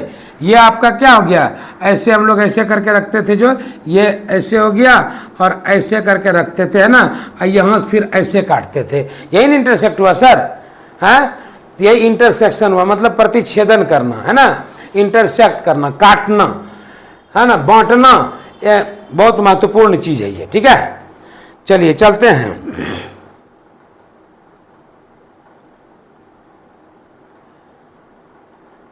कैप्सूल क्लास चलेगा, पेड वालों के लिए ही कैप्सूल बैच है, बाकी सब तो फ्री दे रहे हैं ना। पेड वालों को हम कुछ तो सुविधा देंगे। उन्होंने जो पैसा दिया, हमारी टीम को सपोर्ट किया, तो एज ए सपोर्ट जब वो हमको सपोर्ट कर रहे हैं तो उनको ये बैच तो लाजमी है, उनको बनता है ये बैच उनके लिए, कि पैसा दिए वो हम लोग को सपोर्ट किए। आज उनके सहयोग के वजह से हम अपने टीचर्स को कुछ पैसे दे पा रहे हैं, 4 आदमी को रोजगार दिए हम आप ही लोग के बदौलत ना। तो जो पेड लोग हमारा देखे तो हम भी तो उनका फायदा देखेंगे ना। इसीलिए जो बेहद महत्वपूर्ण क्वेश्चन सेट है जिसका नाम हमने एग्जाम कैप्सूल दिया है, वो केवल पेड लोग के लिए। इसीलिए जो भी पेड करेंगे उनको उस ग्रुप में जोड़ेंगे। और अब तो पेड आया है एग्जाम कैप्सूल, अभी तो महाबूस्टर डोज जो है 1 तारीख से शुरू होगा, 150 मार्क्स वाला। उसमें सब विषय एक्सपर्ट अपना अपना जो है कि वो देंगे, हाँ इंजेक्शन देंगे। सब जो है हमारे एक्सपर्ट वो इंजेक्शन देने के लिए आएंगे, मतलब बेहद इंपॉर्टेंट एकदम, तुरंत पेनेसिया जिसको रामबाण दवाई कहते हैं वही चलेगा। चलिए देखते हैं यूनिट 11 का टॉपिक 4 को, है ना। लेकिन इसके बाद भी कहीं जाइएगा नहीं, पेड वाले सभी लोगों को रहना है और 5 मिनट का केवल गैप लेंगे इस चैप्टर के बाद, फिर आपके साथ हम लग जाएंगे, है ना। तो चलिए आगे देखते हैं कि लिंग, संस्कृति और संस्थान का वर्ग, जाति, धर्म और क्षेत्र के साथ प्रतिच्छेदन मतलब इंटरसेक्शन, कि कैसे ये एक दूसरे को इंटरसेक्ट करते हैं, कहाँ कहाँ पर एक दूसरे का प्रतिच्छेदन करते हैं, कहाँ कहाँ एक दूसरे के लिए बाधा बनते हैं, कहाँ कहाँ एक दूसरे को ये काटते हैं।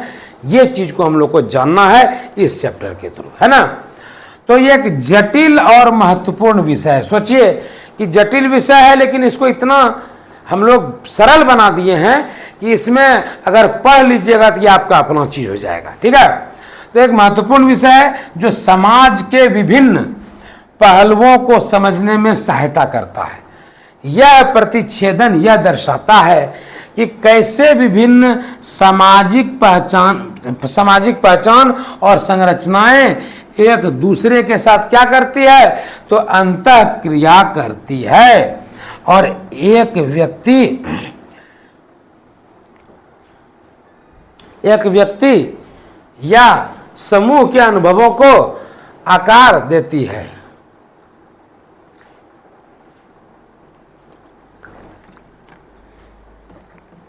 आकार देती है। चलिए आगे देखते हैं।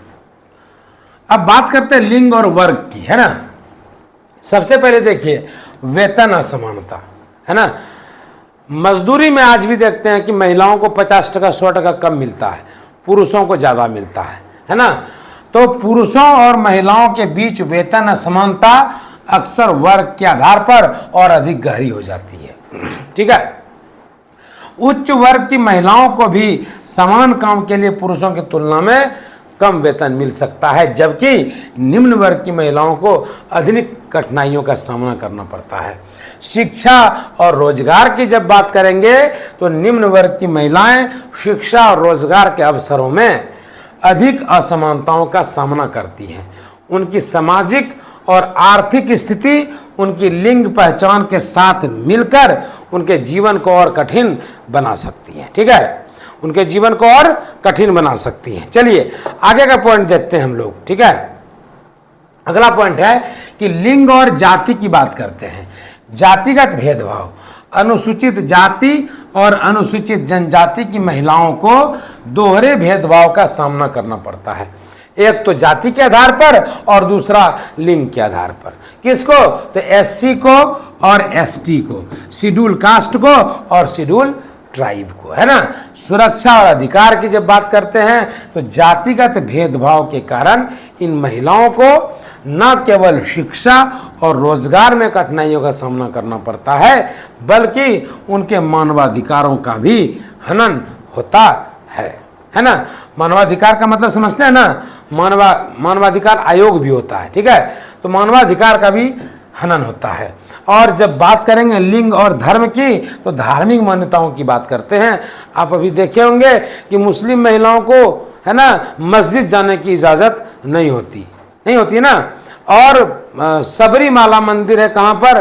तो सबरीमाला मंदिर शायद केरल में है, वहाँ पर भी महिलाओं का प्रवेश जो है वर्जित है। और कई सारी, है ना, कोशिश से की गई लेकिन वहाँ पर एंट्री नहीं दिया जाता। ऐसी बहुत सारी चीज़ें हैं। तो लिंग और धर्म की जब बात करेंगे तो विभिन्न धर्मों में महिलाओं की स्थिति और अधिकार अलग अलग होते हैं। उदाहरण के लिए कुछ धर्मों में महिलाओं की शिक्षा और स्वतंत्रता, है ना, पर पाबंदियां होती हैं। ये हम आपको खुल करके बता भी दिया, बताने की जरूरत हमको नहीं लगता है कि है ना। श्याम सुंदर बाबू, आपसे हम नाराज चल रहे हैं। और नाराज क्यों चल रहे हैं? क्योंकि आप मेरे क्लास में नहीं जुड़ रहे हैं। 6 बजे वाले में आप नहीं जुड़े हैं। आज हम आपका 2-3 बार नाम लिए हैं, इसीलिए आपसे नाराजगी है हमको। चलिए आगे चलेंगे हम लोग कि धार्मिक असहिष्णुता की बात करेंगे कि धार्मिक अल्पसंख्यक महिलाओं को उनकी लिंग और धार्मिक पहचान के कारण अधिक भेदभाव और हिंसा का सामना करना पड़ सकता है। ये हो गया लिंग और किसका? तो लिंग और धर्म की बात। और आगे है लिंग और क्षेत्र की बात, है ना। तो ग्रामीण और शहरी विभाजन। ग्रामीण क्षेत्रों में महिलाओं को शहरी क्षेत्रों की महिलाओं की तुलना में शिक्षा, स्वास्थ्य सेवा और रोजगार के अवसर कम मिलते हैं। उनका जीवन अधिक पारंपरिक और क्या होता है? पितृसत्तात्मक होता है ना। और जहाँ तक प्रवासन की बात करेंगे तो ग्रामीण क्षेत्रों में शहरी क्षेत्रों से आने वाली महिलाओं को शहरी जीवन में समायोजित, मतलब एडजस्ट होने में, एकोमोडेट होने में कठिनाइयों का सामना करना पड़ता है। उनके लिए रोजगार के अवसर कम होते हैं और वे अक्सर असंगठित क्षेत्र में, अनऑर्गेनाइज्ड सेक्टर में वो लोग काम करते हैं, ऑर्गेनाइज सेक्टर में काम नहीं कर पाते। ठीक है, तो ये हो गया लिंग और क्षेत्र। और संस्कृति और संस्थान की बात करेंगे तो संस्कृति एक समाज की मान्यताओं, मूल्यों और प्रथाओं का समूह होती है जो लिंग, वर्ग, जाति, धर्म और क्षेत्र के साथ मिलकर व्यक्ति के अनुभवों को प्रभावित करती है। देखिए कितना बेहतरीन जो है हमारे रास बिहारी सर ने इस कंटेंट को सजाया है ना। तो इनके लिए एक ताली तो जरूर होना चाहिए इस पूरे ग्रुप में, है ना। इतना मन लगता है पढ़ाने में इनके बनाए कंटेंट को देख करके कि मन खुश हो जाता है। एक एक चीज जो है हमको लगता है क्या कि एकदम स्पष्ट है, कुछ दिक्कत ही नहीं है ना। हम लोग तो बुक में सर्च करके टिक लगा करके सर को दे दिए, लेकिन सजावट देखिए सर का कितना बेहतरीन सजावट है, पॉइंट वाइज बना दिए है ना। तो रास बिहारी सर के लिए एक बार तालियां। चलिए बहुत बहुत धन्यवाद मनीष बाबू, राजकुमार रंजन सर। चलिए ठीक है, धन्यवाद धन्यवाद ऋतुराज को भी, श्वेता मैम को भी। सर आपके लिए तालियां बज रही है, बहुत अच्छा लग रहा है सर। ठीक है, ये जो पॉइंट वाइज देख पा रहे हैं, हम लोग तो गिजमिज करके सर को दे देते हैं, लेकिन सर का काम होता है उसको टाइप करना, उसको सजाना, उसको कहाँ पर क्या बुलेट देंगे, कहाँ पर किसको मोटा रखेंगे, किसको लाल करेंगे, किसको ब्लैक करना, किसको मोटा करना, ये सारा काम जो है रास बिहारी सर का है। तो आप सबों ने उनके लिए तालियां बजाई, बहुत बहुत बहुत बहुत शुक्रिया आप सभी लोगों का। हमारी टीम का इसी तरह से आप सभी लोग हौसला अफजाई करते रहिए, धन्यवाद। तो बात करते हैं संस्थान की, तो शैक्षिक संस्थान, कानूनी प्रणाली और अन्य सामाजिक संस्थान भी इन पहचानों के साथ मिलकर काम करते हैं और कई बार भेदभाव और असमानताओं को बनाए रखने में भूमिका निभाते हैं, है ना। तो हमको लगता है यहाँ तक समझ में आ गया होगा आप लोग को।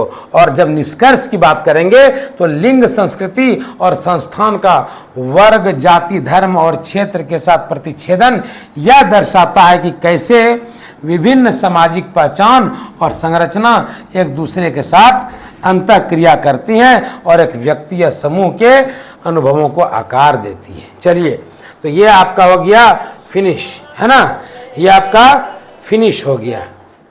चलिए नेक्स्ट पॉइंट को हम लोग चलते हैं। यूनिट 11 का टॉपिक 5 कंप्लीट कर लेते हैं यदि आपकी इजाजत हो तो, है ना।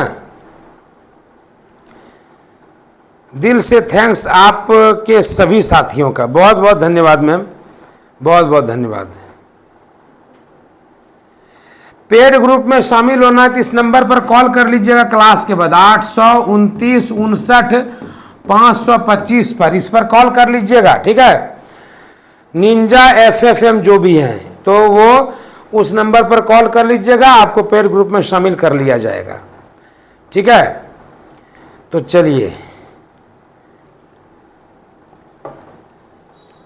आपने शोले फिल्म का नाम सुना होगा, शोले फिल्म का, तो उसके कंटेंट राइटर कोई और थे और अभिनय जो है वो अमिताभ बच्चन ने और धर्मेंद्र ने किया। उस कंटेंट राइटर का नाम दबा रह गया, बहुत दिन बाद पता चला, लेकिन हम ये नहीं चाहते कि रास बिहारी सर का नाम दबा रह जाए, इसीलिए हम एकदम स्पष्ट आपके सामने बोलते हैं कि यदि हमारे रास बिहारी सर ना हो इसको डेकोरेट करने के लिए तो उनके बिना हम कुछ भी नहीं हैं। जैसे एक सिंगर को आप अगर गीत लिख कर के नहीं देंगे तो वो सिंगर बेहतरीन गीत नहीं गा सकता, है ना, वही हाल है। तो सिंगर भी उतना ही सफल होता है जितना कि उसके पीछे जो राइटर होते हैं उस गाना को लिखने वाले, वो काम हमारे रास बिहारी सर करते हैं, ये सारा डेकोरेशन उनके हाथ में है।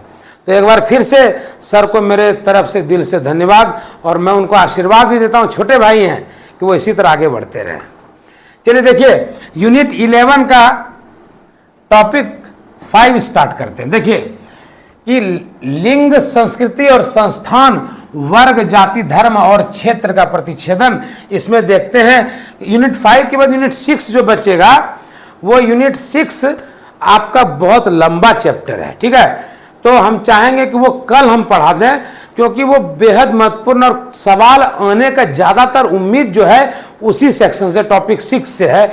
इसको ख़त्म करेंगे, वो मंडे को चलेगा क्योंकि कल चलेगा संडे स्पेशल, है ना, कल संडे स्पेशल। और बहुत संभावना ये है संडे स्पेशल का कि कल हो सकता है कि 8 बजे से संडे स्पेशल हम लोग चला दें, ठीक है। 8 बजे से वो आपको मैसेज मिल जाएगा।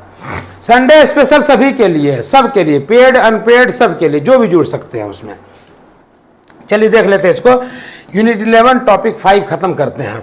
शिक्षक समाज में परिवर्तन के अभिकर्ता के रूप में महत्वपूर्ण भूमिका निभाते हैं। वे केवल ज्ञान के संप्रेषक नहीं होते बल्कि सामाजिक, सांस्कृतिक और नैतिक मूल्य स्थापित करने में भी महत्वपूर्ण योगदान देते हैं, है ना। यहाँ शिक्षक की भूमिका के कुछ प्रमुख पहलू दिए गए हैं। उन्हें परिवर्तन के अभिकर्ता बनाते हैं। शिक्षा और जागरूकता की बात सबसे पहले करते हैं हम लोग, है ना। तो ज्ञान का प्रसार, शिक्षक विद्यार्थियों को न केवल पाठ्यक्रमनीय ज्ञान प्राप्त करते हैं बल्कि उन्हें समसामयिक मुद्दे, मतलब हाल फिलहाल, करंट जिसको कहते हैं, करंट अफेयर्स, जैसे पर्यावरणीय समस्याएं, सामाजिक न्याय और मानवाधिकारों के बारे में भी जागरूक करते हैं, ठीक है ना। आपको इसमें कोई भी ऐसा वर्ड नहीं मिलेगा जो क्लिष्ट हो, हम क्लिष्ट वर्ड ही कठिन बोल दिए, मतलब क्लिष्ट का अर्थ ही होता है कठिन, है ना। तो कठिन शब्दों का यूज ही नहीं किया गया आप लोग के लिए, ठीक है। आगे चलते हैं। नैतिक और मूल्य आधारित शिक्षा। मूल्य शिक्षा की बात करेंगे तो शैक्षिक नैतिकता, सहानुभूति और सामाजिक उत्तरदायित्व जैसे मूल्यों का प्रचार करते हैं जो बच्चों के समग्र विकास में सहायक होते हैं।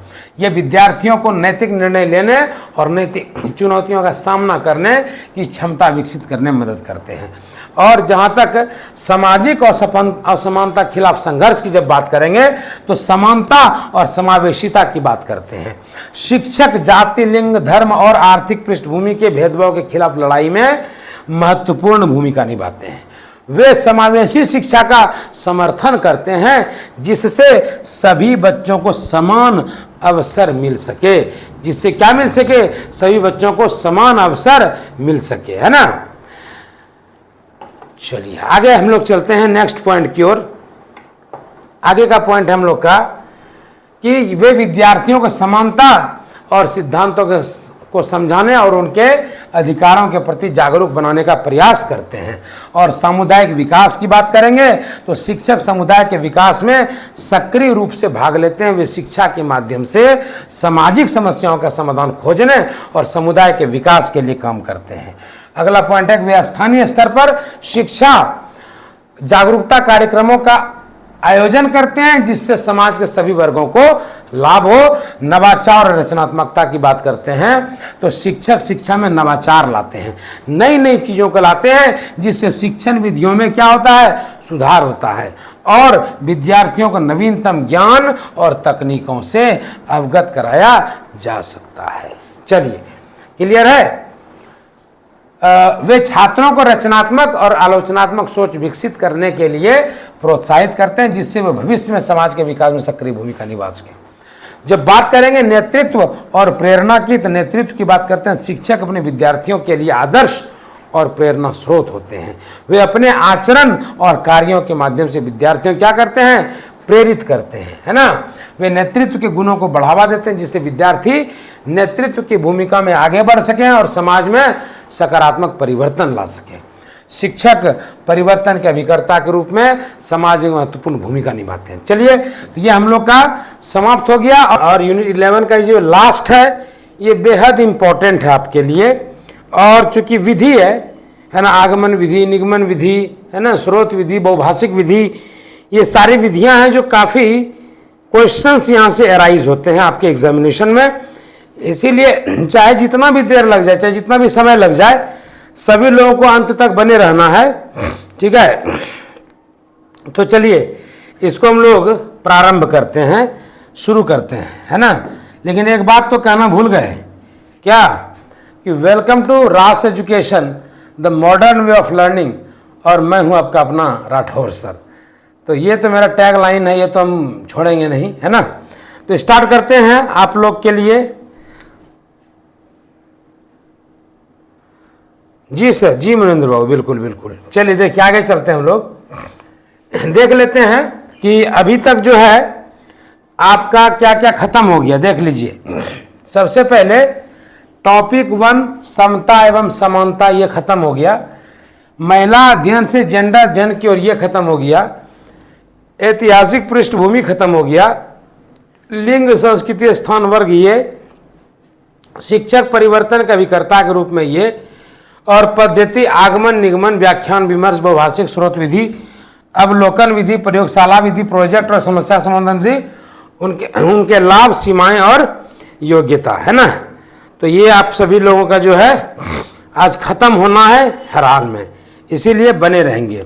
आज कमेंट वमेंट पर भी हम ज़्यादा ध्यान दे नहीं पाएंगे। चलिए आगे देखते हैं। तो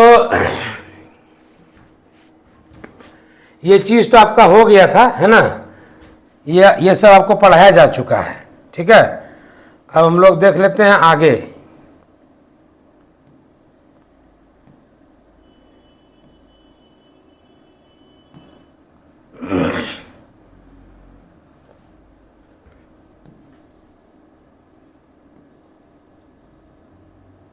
चलिए इसको शुरू करेंगे, है ना, यहीं से स्टार्ट होगा ना।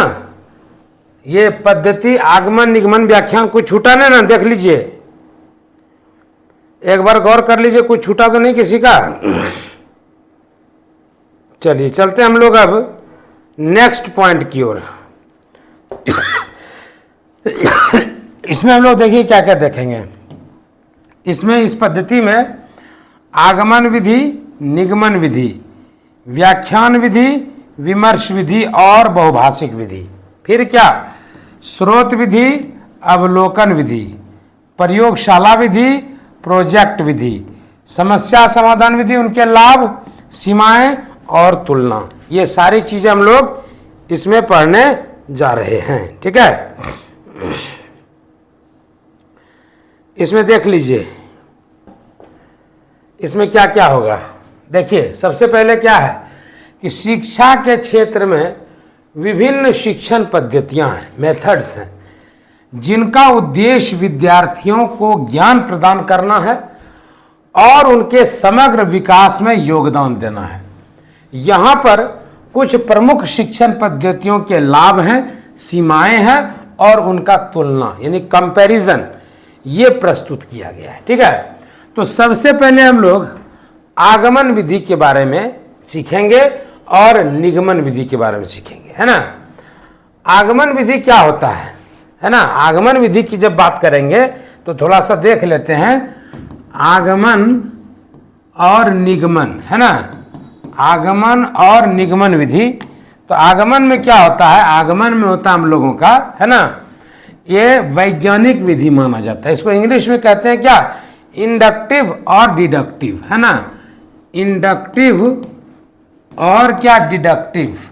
ठीक है, इंडक्टिव और डिडक्टिव। इसमें क्या क्या होगा, तो ये होगा वैज्ञानिक और ये निगमन क्या होगा, वैज्ञानिक, है ना। वैज्ञानिक और ये अवैज्ञानिक कहलाएगा। ठीक है, वैज्ञानिक नहीं है। तो आगमन विधि वैज्ञानिक और निगमन विधि अवैज्ञानिक, है ना। आगमन विधि में समय जो है ये समय ज़्यादा लगता है, आगमन विधि में समय ज़्यादा लगता है और निगमन विधि में समय कम लगता है। दोनों का अपना अपना खासियत है, समय कम। आगमन विधि में क्या है, तो खुद से करना होता है ना, खुद से करना होता है। और निगमन विधि में क्या होता है, क्या बने बनाए नियम से करना, है ना। और ये मुख्यतः मैथ में लागू होता है, बने बनाए नियम से करना। ठीक है, और क्या, तो ये तीन इसका प्रमुख चीज था जिसका हमको चर्चा करना उचित लगा। ठीक है, अगला चलते हैं कि अब देखिए इंडक्टिव डिडक्टिव मेथड है क्या। तो विद्यार्थियों को अनुभव और उदाहरणों से सामान्य नियमों और सिद्धांतों को खोजने में मदद मिलती है। यह क्या करता है, यह नियम, यह आगमन नियम जो है उनकी विश्लेषणात्मक, है ना, विश्लेषण करना, एक्सप्लेनेशन करना और आलोचनात्मक मतलब क्रिटिसाइज करना, है ना, सोच को बढ़ावा देता है। इंडक्टिव मेथड क्या करता है, उसको विश्लेषण करना का मतलब होता है एक्सप्लेन करना, विस्तार पूर्वक चर्चा करना, उसके नजरिए को एक व्यापकता देना, है ना, और आलोचनात्मक सोच को बढ़ावा देता है। ये आगमन विधि का काम है। और इसका सीमा क्या है, लिमिटेशन भी है इसका कुछ, ये हर जगह काम नहीं आ सकता, है ना, यह अधिक समय लेने वाला हो सकता है और सभी विद्यार्थियों के लिए उपयुक्त नहीं हो सकता। जैसे उदाहरण है कि विज्ञान के प्रयोगों के माध्यम से वैज्ञानिक नियमों की खोज, है ना। तो एक तो ये समय लगेगा ज़्यादा, जब प्रयोग करके स्वयं प्रयोग करके किसी चीज़ को देखेंगे तो वो क्या होगा, वो बहुत लंबा होगा, टाइम टेकिंग होगा। जबकि निगमन विधि जो है वो बने बनाए सिद्धांत के नियम के अनुसार से काम करता है। तो यही है आगमन और निगमन की बात करते हैं। निगमन को कहते हैं डिडक्टिव मेथड। तो विद्यार्थियों को सामान्य सिद्धांतों से विशिष्ट निष्कर्ष निकालने में मदद मिलती है, मतलब सामान्य से विशिष्ट की ओर, वो विशिष्ट से सामान्य की ओर, है ना, और व्यवस्थित तरीके से ज्ञान प्रदान करता है। ठीक है, सीमा, इसका भी कुछ लिमिटेशन है। यह पद्धति जो है ना, यह पद्धति रटने, मतलब देखिए फॉर्मूला, अगर कोई लाभ होने का फॉर्मूला है उसको आपको बनाना होगा, है ना। तो लाभ-हानि का फॉर्मूला है या किसी भी चीज का फॉर्मूला है, उस फॉर्मूला तैयार फॉर्मूले के आधार पर आपको क्या करना है, तो प्रतिशतता का है, तो तैयार फॉर्मूले के आधार पर आपको उसको बनाना है, ठीक है। तो यह पद्धति किसको देता है, रटने की प्रवृत्ति को बढ़ावा दे सकती है और विद्यार्थियों की रचनात्मकता को सीमित कर सकती है ना।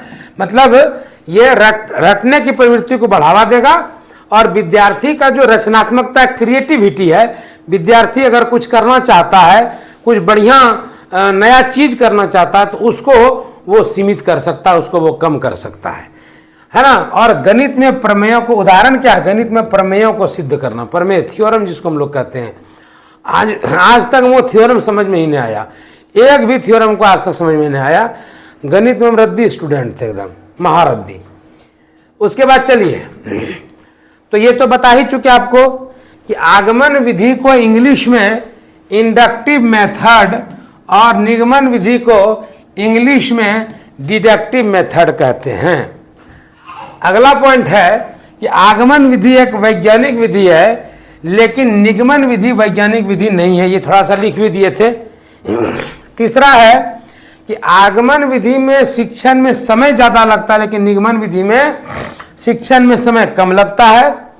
आगमन विधि में हम खुद से करते हैं और उसके आधार पर नियम बनाते हैं, उसके आधार पर नियम बनाते हैं, जबकि निगमन विधि में हम बने बनाए नियम के अनुसार कुछ करते हैं, है ना।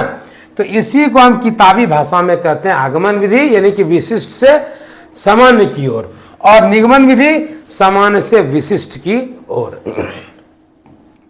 और देखिए कि आगमन विधि जो है छोटे बालकों के लिए क्या होता है, ज्यादा उपयोगी होता है, छोटे बालकों के लिए ज्यादा उपयोगी होता है, लेकिन निगमन विधि जो है वो बड़े बालकों के लिए ज्यादा उपयोगी होता है। निगमन विधि किसके लिए उपयोगी होता है, बड़े बालकों के लिए, है ना। फिर है अगला पॉइंट क्या हम लोग का, कि आगमन विधि में बच्चों का बेसिक ज्ञान क्या होता है, विकसित होता है, लेकिन निगमन विधि में रटने की प्रवृत्ति सबसे ज्यादा विकसित होती है। तो प्रश्न आपको दे सकता है इसका, है ना, कि निगमन विधि में रटने की प्रवृत्ति सबसे ज्यादा विकसित किस विधि में होती है, तो आपको आंसर देना है, वहां कंफ्यूज नहीं करिएगा। बोलेगा कि रटने की प्रवृत्ति सबसे ज्यादा विकसित होती है कहां, दे देगा आगमन विधि, निगमन विधि, बहुभाषिक विधि, है ना। तो आपको आंसर क्या देना है, तो निगमन विधि। फिर अगला पॉइंट है कि आगमन विधि में बालक क्या होते हैं, वो ज्यादा एक्टिव होते हैं, जबकि निगमन विधि में वो इनएक्टिव होते हैं। आगमन विधि में एक्टिव होने का वजह क्या है, क्योंकि उनको स्वयं से करना होता है इसीलिए, है ना।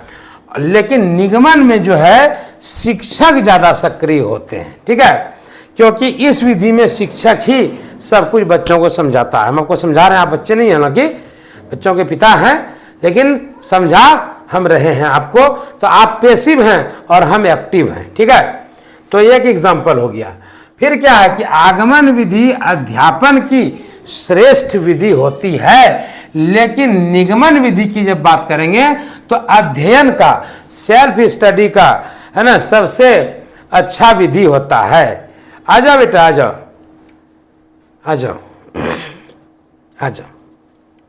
अगला पॉइंट देखते हैं। राज सर की बेटी का आगमन हो चुका है, दीक्षा द स्टार किड का, आओ, आना है।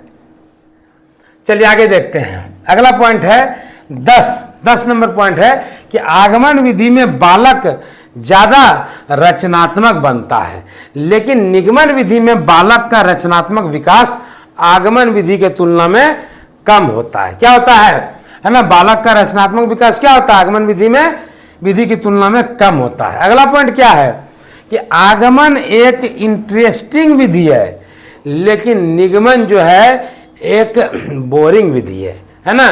एक इंटरेस्टिंग विधि है, लेकिन निगमन एक बोरिंग विधि है, ठीक है।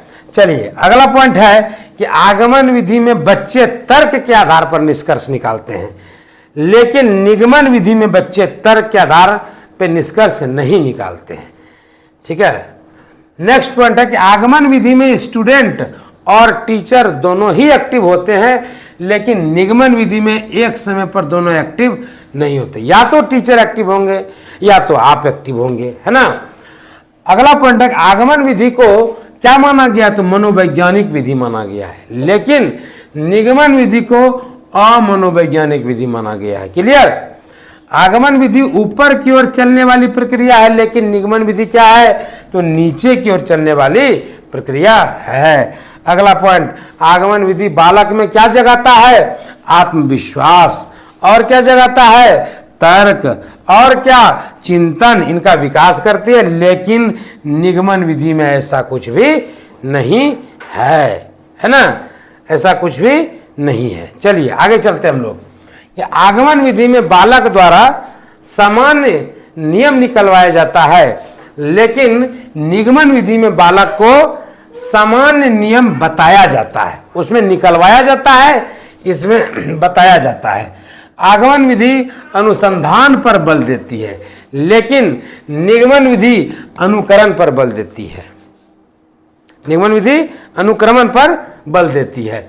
आगमन विधि में बालक को, ये देखिए दीक्षा आप सबके पास आ चुकी है। एक बार बेटा फ्लाइंग किस दे दो सबको, जल्दी से ऐसे वाला कर दो, जल्दी से कर दो, जल्दी से कर दो, ऐसे वाला। हाँ चलो ठीक है, चलो जाओ। ये दीक्षा द स्टार किड, इसके चैनल को भी सब्सक्राइब करिएगा, वहाँ इसकी हर एक एक्टिविटी मिलेगी। ये राज सर की बेटी है और मेरी भी। चलो जाओ। चलिए नेक्स्ट देखते हैं। आगमन विधि में बालक को खोजने, है ना, जांचने और परखने का अवसर मिलता है, लेकिन निगमन विधि में ऐसा अवसर नहीं मिलता है। निगमन विधि में ऐसा अवसर नहीं मिलता है। अब चलते हम लोग आगमन और निगमन की अपार सफलता के बाद, है ना, संश्लेषणात्मक और विश्लेषणात्मक विधि की ओर, है ना। कौन सा विधि, संश्लेषणात्मक और विश्लेषणात्मक विधि की ओर। चलिए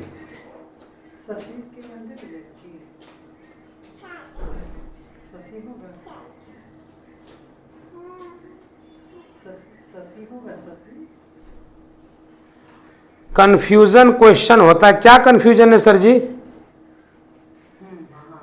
कंफ्यूजन है तो पूछ सकते हैं ना, अभी तो बहुत चीज चलेगा। हाँ आधुनिक विधि है, आगमन विधि बिल्कुल आधुनिक विधि है, सही सही पढ़े हैं आप लोग। चलिए कंचन मैम का ये कमेंट था। चलिए आगे चलते हैं। संश्लेषणात्मक तथा विश्लेषणात्मक, है ना। अब इन दोनों को हम लोग बहुत अच्छे से समझते हैं, क्या है इन दोनों में, ये हम लोग ध्यान से देखेंगे, ठीक है। क्या है कि दूसरे दृष्टिकोण से शिक्षण विधि के दो अन्य प्रकार हो सकते हैं। पाठ्य वस्तु को उपस्थित करने का ढंग यदि ऐसा है कि पहले अंगों का ज्ञान देकर तब पूर्ण वस्तु का ज्ञान कराया जाए, उसे संश्लेषणात्मक विधि कहते हैं। क्या कहते हैं उसको, तब उसे क्या कहते हैं, संश्लेषणात्मक विधि। एक बार फिर से ध्यान से समझिएगा, क्या बोले हम कि पहले अंगों का ज्ञान देकर तब पूर्ण वस्तु का ज्ञान कराया जाए, उसे संश्लेषणात्मक विधि कहते हैं। जैसे हिंदी पढ़ाने में पहले क्या करते हैं हम लोग, वर्णमाला सिखाते हैं। वर्णमाला से क्या बनता है, शब्द बनता है। शब्द से क्या बनता है, ज्ञान होता है ना। शब्द का ज्ञान कराया जाता है और फिर उससे वाक्य बनता है ना। तो पहले वर्णमाला, फिर शब्द और फिर जो है वाक्य, है ना, ये चलता है। तो हिंदी पढ़ाने के पहले वर्णमाला सिखाते हैं, तत्पश्चात शब्दों से वाक्य बनवाए जाते हैं। परंतु यदि पहले वाक्य सिखाए तब शब्द और अंत में वर्ण सिखाया जाए, तो यह विश्लेषणात्मक विधि कहलाएगी, क्योंकि इसमें पूर्ण से अंगों की ओर चलते हैं, पूर्ण से अंगों की ओर चलते हैं। तो आपको अंदाज लग गया होगा कि सफल जो है कौन सा विधि ज्यादा होगा, संश्लेषणात्मक या विश्लेषणात्मक, ये आपको अंदाज जरूर लग गया होगा, है ना। फिर हम लोग का लेक्चर मेथड, जिसको हम लोग व्याख्यान विधि कहते हैं। लेक्चर मेथड को क्या कहते हैं हम लोग, व्याख्यान विधि, ठीक है। तो इसमें ध्यान दीजिएगा, लेक्चर मेथड में क्या होता है, तो इसका लाभ देखिएगा कि बड़ी संख्या में विद्यार्थियों, है ना, बड़ी संख्या में विद्यार्थियों को एक साथ शिक्षित करना आसान होता है इस विधि में। है ना। इस विधि में क्या होता है, तो बड़ी संख्या में विद्यार्थियों को एक साथ शिक्षित करना आसान होता है। यह समय और संसाधनों की बचत करता है। क्या करता है, यह समय और संसाधनों की बचत करता है। इसका सीमा क्या है, इसका लिमिटेशन क्या है, तो विद्यार्थियों की सहभागिता और व्यक्तिगत ध्यान की कमी होती है इसमें। इसका सीमा यही है, लिमिटेशन इसका यही है ना, कि विद्यार्थियों की सहभागिता जो होती है और व्यक्तिगत ध्यान की कमी होती है। यह पद्धति उबाऊ हो सकती है, मतलब आपको इस पद्धति से ऊब हो सकता है ना, ऊब सकते हैं हम, और सक्रिय सीखने को प्रोत्साहित नहीं करती। उदाहरण क्या, विश्वविद्यालय के बड़े कक्षाओं में व्याख्यान देना, है ना। तो हम लोग भी जब व्याख्यान सुनते थे लेक्चरर लोग का, तो लंबा लंबा लेक्चर देते थे वो लोग, है ना। अब जो है इसके बाद हम लोग चलेंगे कथन विधि और व्याख्यान विधि की ओर चलेंगे हम लोग, ठीक है। तो कथन विधि और व्याख्यान विधि की ओर चलेंगे, है ना। स्टेटमेंट इसको कहते हैं, है ना, और उसको एक्सप्लेनेशन कहते हैं। इसको क्या कहेंगे, स्टेटमेंट मेथड, और ये क्या हो गया, ये हो गया एक्सप्लेनेटरी मेथड या एक्सप्लेनेशन मेथड, है ना। एक्सप्लेनेटरी कहिए इसको या स्टेटमेंट कहिए, है ना। तो ध्यान दीजिएगा कि वस्तु एवं दृष्टांत विधियों से ज्ञान प्राप्त करते करते जब बच्चों को कुछ अनुमान करने तथा अप्रत्यक्ष वस्तु को भी समझने का अभ्यास हो जाता है, तब कथन विधि का सहारा लिया जाता है। ध्यान दीजिएगा इसको कि वस्तु एवं दृष्टांत विधियों से ज्ञान प्राप्त करते करते जब बच्चों को कुछ अनुमान करने तथा अप्रत्यक्ष वस्तु को भी समझने का अभ्यास हो जाता है, तब कथन विधि का सहारा लिया जाता है। इसमें क्या होता है, इसमें वर्णन के द्वारा, इस किसी चीज का एक्सप्लेनेशन करेंगे, डिस्क्रिप्शन करेंगे, तो वर्णन के द्वारा छात्रों को पाठ्य वस्तु का ज्ञान दिया जाता है। परंतु इस विधि में छात्र अधिकतर क्या करते हैं, तो छात्र अधिकतर निष्क्रिय श्रोता बने रहते हैं, इनएक्टिव लिसनर बने रहते हैं, ठीक है, और पाठन प्रभावशाली नहीं होता है ना। तो शिक्षा शास्त्री हर्बर्ट स्पेंसर ने कहते हैं कि बच्चों को कम से कम बतलाना चाहिए, उन्हें अधिक से अधिक स्वतः ज्ञान द्वारा सीखना चाहिए। तो व्याख्यान विधि इसी की सहचरी है। उच्च कक्षाओं में प्रायः व्याख्यान विधि का ही प्रयोग लाभदायक समझा जाता है। हम लोग भी क्या करते थे, आप लोग भी ऐसा किए होंगे कि लेक्चर दे रहे हैं और हम लोग क्या कर रहे होते थे, कॉपी में नोट कर रहे होते थे, है ना। कॉलेजेस में ऐसा कम होता है, लेकिन ये छोटे बच्चों के लिए बिल्कुल भी प्रभावशाली नहीं है। आपको उनको हर एक चीज को ठीक ढंग से बताना पड़ेगा, तो वो विधि छोटी कक्षाओं के लिए सफल नहीं है, ठीक है। तो कथन विधि में हर्बर्ट महोदय जो है वो 5 स्टेप का यूज करते हैं। कौन कौन सा, सबसे पहले वो प्रस्तावना कहते हैं कि प्रस्तावना सबसे प्रथम स्थान पर है, और प्रस्तावना के बाद प्रेजेंटेशन, प्रस्तुतिकरण, उसके बाद तुलना, कंपैरिजन करते हैं, फिर आवृत्ति, और लास्ट में प्रयोग करते हैं, ठीक है। परंतु केवल ज्ञानार्जन के पाठों में ही, मतलब ज्ञान का अर्जन, है ना, के पाठों में ही 5 सोपानों का प्रयोग होता है।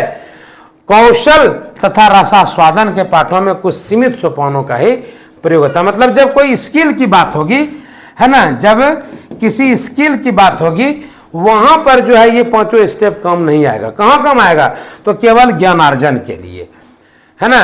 रस, छंद, अलंकार वगैरह सब में जो है ये सीमित इसका यूज हम लोग कर सकते हैं रसास्वादन के लिए। चलिए अब अगला पॉइंट हम लोग का है डिस्कशन मेथड, जिसको हम लोग कहते हैं परामर्श विधि, विमर्श विधि पद्धति उसको कहते हैं। तो इसका लाभ देखिए क्या है कि विद्यार्थियों की सक्रिय सहभागिता को प्रोत्साहित करता है। यह विधि कहता है कि स्टूडेंट्स मस्ट बी एक्टिव, है ना। यह उनकी सोच को, संचार और समस्या समाधान कौशल को विकसित करता है। सीमाएं क्या है, तो बड़ी कक्षाओं में प्रबंधन क्या हो सकता है, बड़ी कक्षाओं में मैनेजमेंट वो डिफिकल्ट हो सकता है। सभी विद्यार्थियों को समान रूप से भाग लेने का अवसर नहीं मिल सकता है। और उदाहरण क्या है, कि साहित्य की कक्षा में किसी भी पुस्तक पर समूह चर्चा पॉसिबल है कि लिटरेचर का क्लास चल रहा हो और किसी पुस्तक पर समूह चर्चा हो रही हो, है ना। तो ये सब दिक्कत वाली बात है। अब देखिए बहुभाषिक पद्धति, है ना।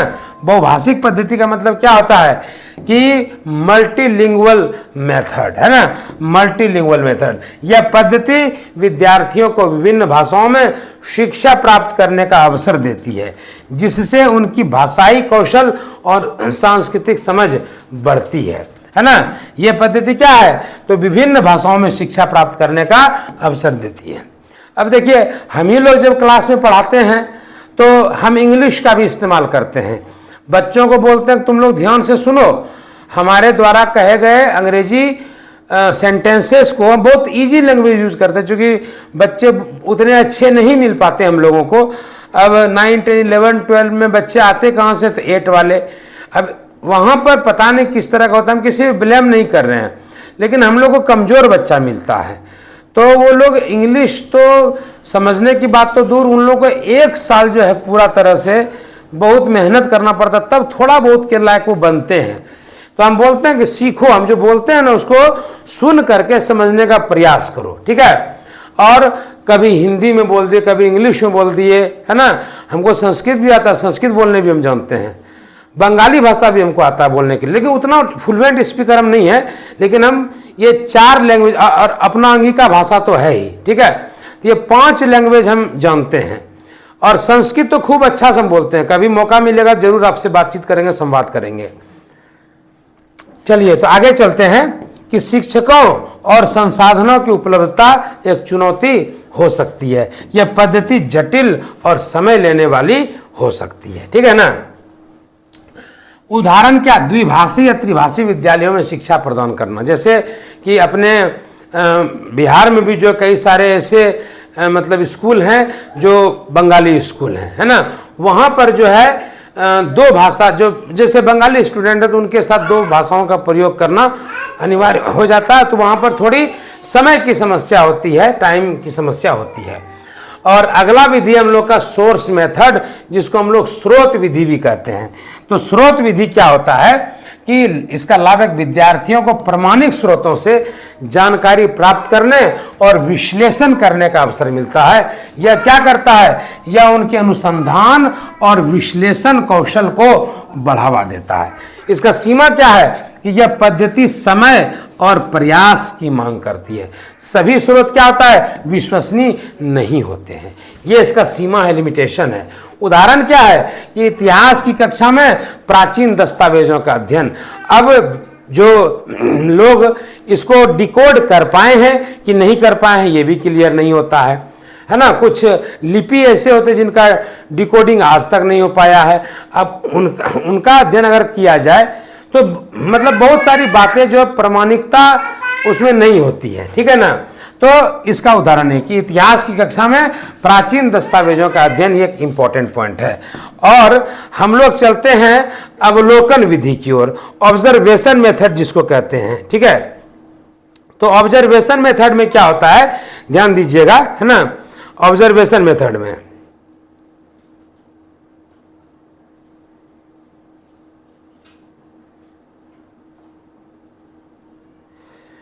अच्छा, आगमन निगमन पर तो पूरा डिटेल बताए हम,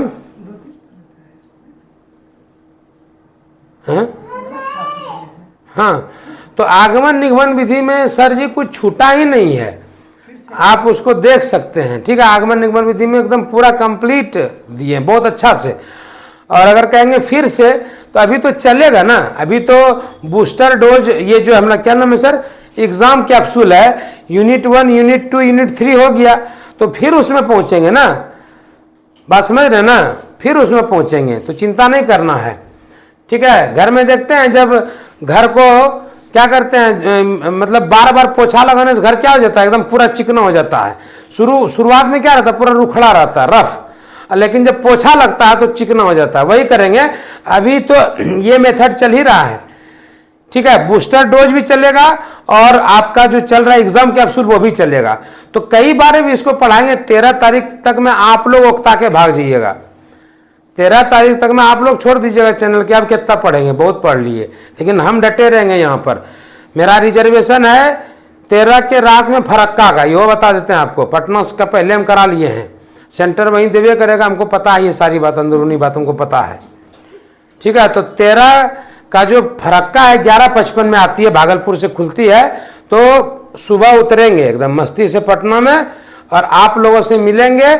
उसके बाद जो है एग्जाम दे करके और फिर घर वापस, है ना।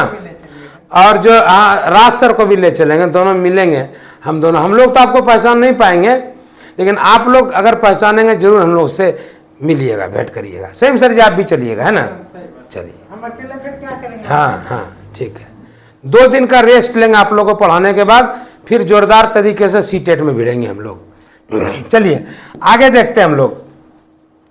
अवलोकन विधि को ऑब्जर्वेशन मेथड भी कहा जाता है, ठीक है। इसमें देखिए क्या होता है अवलोकन विधि में, कि यह पद्धति प्रत्यक्ष अनुभव और समझ को बढ़ावा देती है ना। यह बच्चों में ध्यान और विश्लेषण क्षमता को विकसित करती है ना। ध्यान और विश्लेषण क्षमता को विकसित करती है। इसका भी कुछ लिमिटेशन है कि सभी अवधारणाओं को, सभी कंसेप्ट को क्या करना, तो ऑब्जर्व करना, अवलोकन करना, ध्यान से देखना, है ना। ये विधि अपना करके संभव नहीं है। अन्यथा अगर ऐसा किया जाता है तो काफी लॉन्ग मेथड हो जाएगा, लंबी विधि हो जाएगी, है ना। यह समय साध्य, मतलब समय इसमें बहुत लगता है, ठीक है। उदाहरण, जीव विज्ञान की कक्षा में पौधों या जानवरों का अवलोकन। हम लोग के सर लोग क्या करते थे, पत्ता मंगवाते थे और उस पत्ता को दिखाते थे तोड़ करके, है ना, कि क्या क्या इसमें होता है। किसी बोलते थे कोई छोटा सा पौधा लाओ जड़ से उखाड़ करके, उसका हम लोग को बताते थे, देखो ये रूट है, ये शूट है, ये स्टेम है, ये पेटल है, ये लीफ है ना, ये बर्ड है, ये सारी चीजों की जानकारी देती थी। लेकिन सर ये फिर गड़बड़ हो गया, सर Alt F4 इसका समस्या समाधान करिए सर। बार बार ये आ जाता है ना, बहुत बुरा लगता है हमको। चलिए आगे देखते हैं। तो अगला पॉइंट है हम लोग का कि प्रयोगशाला विधि, इसको हम लोग लेबोरेटरी मेथड भी कहते हैं। क्या कहते हैं इसको? लेबोरेटरी मेथड भी इसको हम लोग कहते हैं, ठीक है। तो लाभ इसका क्या है कि विद्यार्थियों को व्यवहारिक अनुभव प्राप्त होता है लेबोरेटरी मेथड में। मतलब लैब में अगर आपको लैब करके दिखाया जाए कि ये कौन स्पीसीज का मछली है, किसी भ्रूण को भी जो है वो देखते हैं एक डिब्बे में रखा जाता है, देखिए ये भ्रूण है ना। और कहीं पर मछली स्पीसीज जो वो दिखा, कहीं टर्टल रखा जाता है। तो बहुत सारी चीज़ों को वो प्रयोगशाला विधि है। आप NaCl यानी लैब जाते हैं जब केमिस्ट्री का, वहाँ पर आप देखते हैं। आप जब जाते हैं फिजिक्स का लैब, वहाँ पे आप खुद से प्रैक्टिकल करते हैं। तो जब प्रैक्टिकल करके सीखते हैं तो निश्चित रूप से वो लॉन्ग समय के लिए होता है, ठीक है। तो विद्यार्थियों को व्यवहारिक अनुभव प्राप्त होता है इस विधि में। किसमें? तो लेबोरेटरी मेथड में। लेकिन लेबोरेटरी मेथड किस किस सब्जेक्ट में? सब्जेक्ट में नहीं होगा, है ना। लेकिन एक बात है, इंग्लिश में भी लेबोरेटरी होता है। पता है आप लोग को? हम लोग जब BHU में थे तो वहाँ पर साइंस लैब की तरह हम लोग का स्पीच एक्विजिशन लैब भी था हम लोग का। वहाँ पर हम लोग उसका स्टडी करते थे। ये बात सही है। देखिए, विद्यार्थियों को व्यवहारिक अनुभव प्राप्त होता है जिससे उनकी समझ और कौशल में क्या होती है? वृद्धि होती है, ठीक है ना। और विशेष उपकरणों की आवश्यकता होती है। सुरक्षा संबंधित चिंताएं भी हो सकती है ना। यह सीमा है इसका। यह वैज्ञानिक दृष्टिकोण को प्रोत्साहित करता है, ये बात सही है। लेकिन यह विधि महंगी है, विशेष उपकरण चाहिए और उसमें एक एक्सपर्ट टीचर रहना चाहिए। अन्यथा पता चलेगा कि H2SO4 में NaCl डाल दिया या कुछ और डाल दिया, हम तो जानते नहीं उतना, चाहे भूल भाल गए हैं, तो वो डाल दिया आपका, तो पता चला कि लेबोरेटरी में ब्लास्ट हो गया, बड़ूम, है ना। तो अब देखिए उदाहरण इसका क्या है कि रसायन विज्ञान की प्रयोगशाला में रासायनिक अभिक्रियाओं का अध्ययन, अब ये तभी पॉसिबल है जब आपके साथ कोई एक्सपर्ट हो। चलिए चलते आगे की ओर। अगला प्रश्न हम लोग का प्रोजेक्ट मेथड, ठीक है। प्रोजेक्ट मेथड क्या है? किताब में खोलिएगा ना बंधु, किताब में आपको प्रोजेक्टिव मेथड जो है दुनिया भर का मिलेगा। 10-10 पेज का, पागल कर देगा आपको। जो जरूरी हम लोग वही ना देखेंगे जहां से हमको लगता है कि प्रश्न आ सकते हैं। ये सबसे प्रश्न आता भी नहीं जल्दी, ठीक है। आगमन निगमन से बहुत प्रश्न आता है, डायरेक्ट मेथड से बहुत प्रश्न आता है, ग्रामर ट्रांसलेशन मेथड से बहुत प्रश्न आता है, तो याद रखिएगा इस चीज को। लेकिन चूंकि सिलेबस में है 10 गो, तो हमको तो पढ़ाना है ना भाई। आप लोग का सिलेबस हमको हर हाल में पूरा करना, 100% मैच किया आप लोग का सिलेबस हम।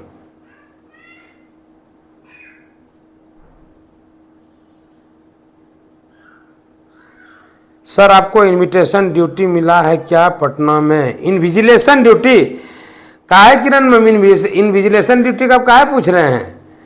आपको बताएंगे क्या? अच्छा ठीक है, बता देंगे आपको। प्रदीप कुमार आप तो दिल से जुड़ गए हैं सर, धन्यवाद प्रदीप बाबू। यस, इंग्लिश लेबोरेटरी हमें स्कूल में, हमारे स्कूल में है, किरण मैम बोलती हैं। हाँ हाँ ma'am, okay ma'am, thank you. ठीक है, जिनका जिनका घर है पटना में, हमको खिला उला दीजिएगा कुछ बढ़िया सब चीज़, है ना। गुरुदक्षिणा के रूप में चिकन उकन खिला दीजिएगा, हमको चिकन बहुत पसंद है, ठीक है। और हमारे राज सर जो है वो शुद्ध शाकाहारी हैं, ठीक है। राज सर हमारे शुद्ध शाकाहारी हैं, इसीलिए हमारे लिए अलग भोजन बनाइएगा, राज सर के लिए अलग भोजन बनाइएगा। चलिए आगे चलते हैं। तो प्रोजेक्ट विधि, प्रोजेक्ट मेथड, ठीक है। तो लाभ क्या है? यह विद्यार्थियों को स्वयं दिशा निर्देशित और सक्रिय शिक्षा का अवसर देती है। यह उनकी योजना, कार्यान्वयन और समस्या समाधान कौशल को विकसित करती है।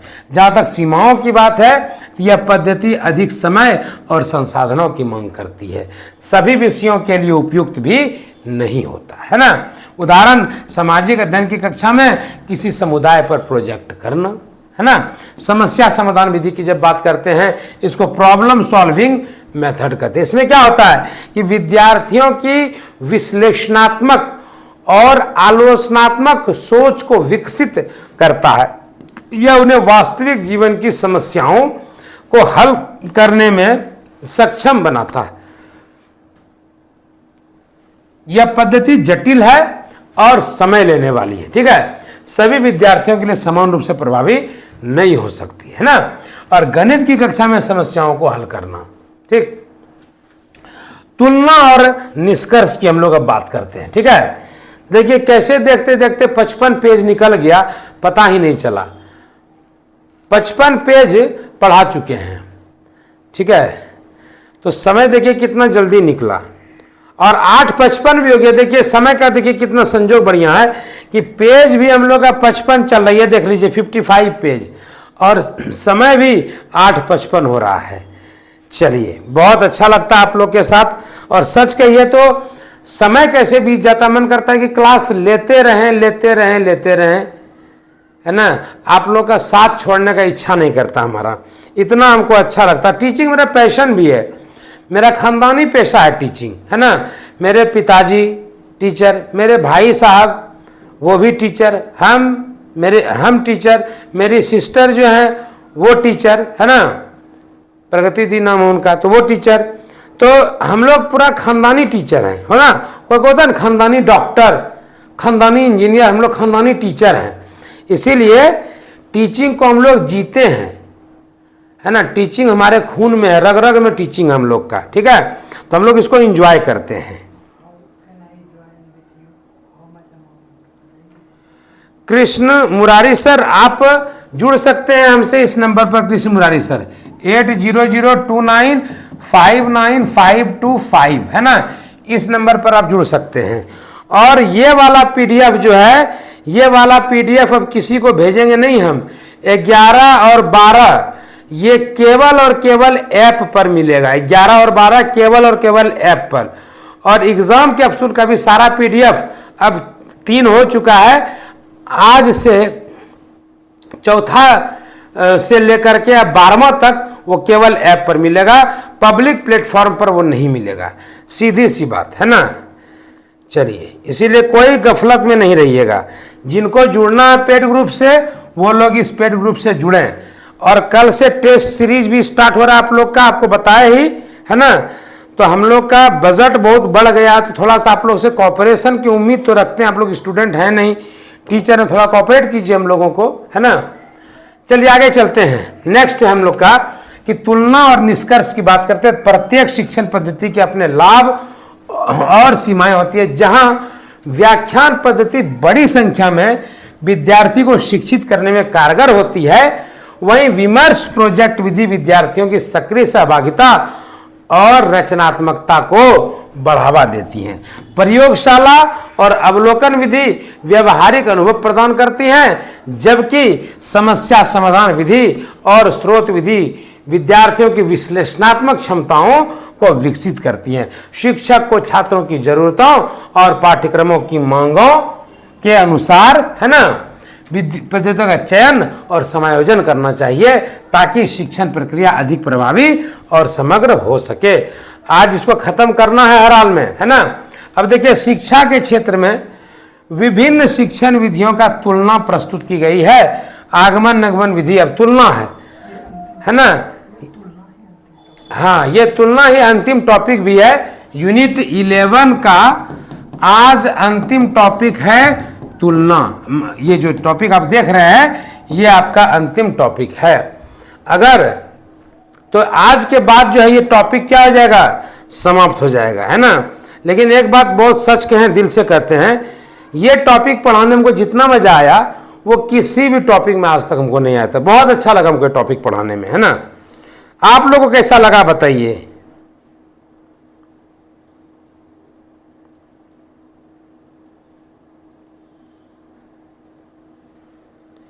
जेपी सिंह कह रहे हैं 25 ईयर्स से टीचिंग कर रहे हैं। सर, आपके टीचिंग जज्बे को सलाम, है ना।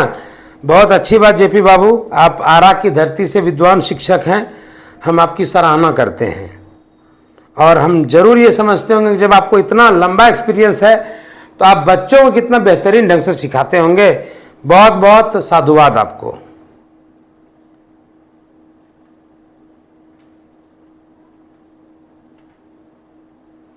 अच्छा, जेपी से अगर बोलते हैं मैं भी खानदानी टीचर हूँ, शशिकला मैम भी। चलिए, बहुत अच्छी बात है।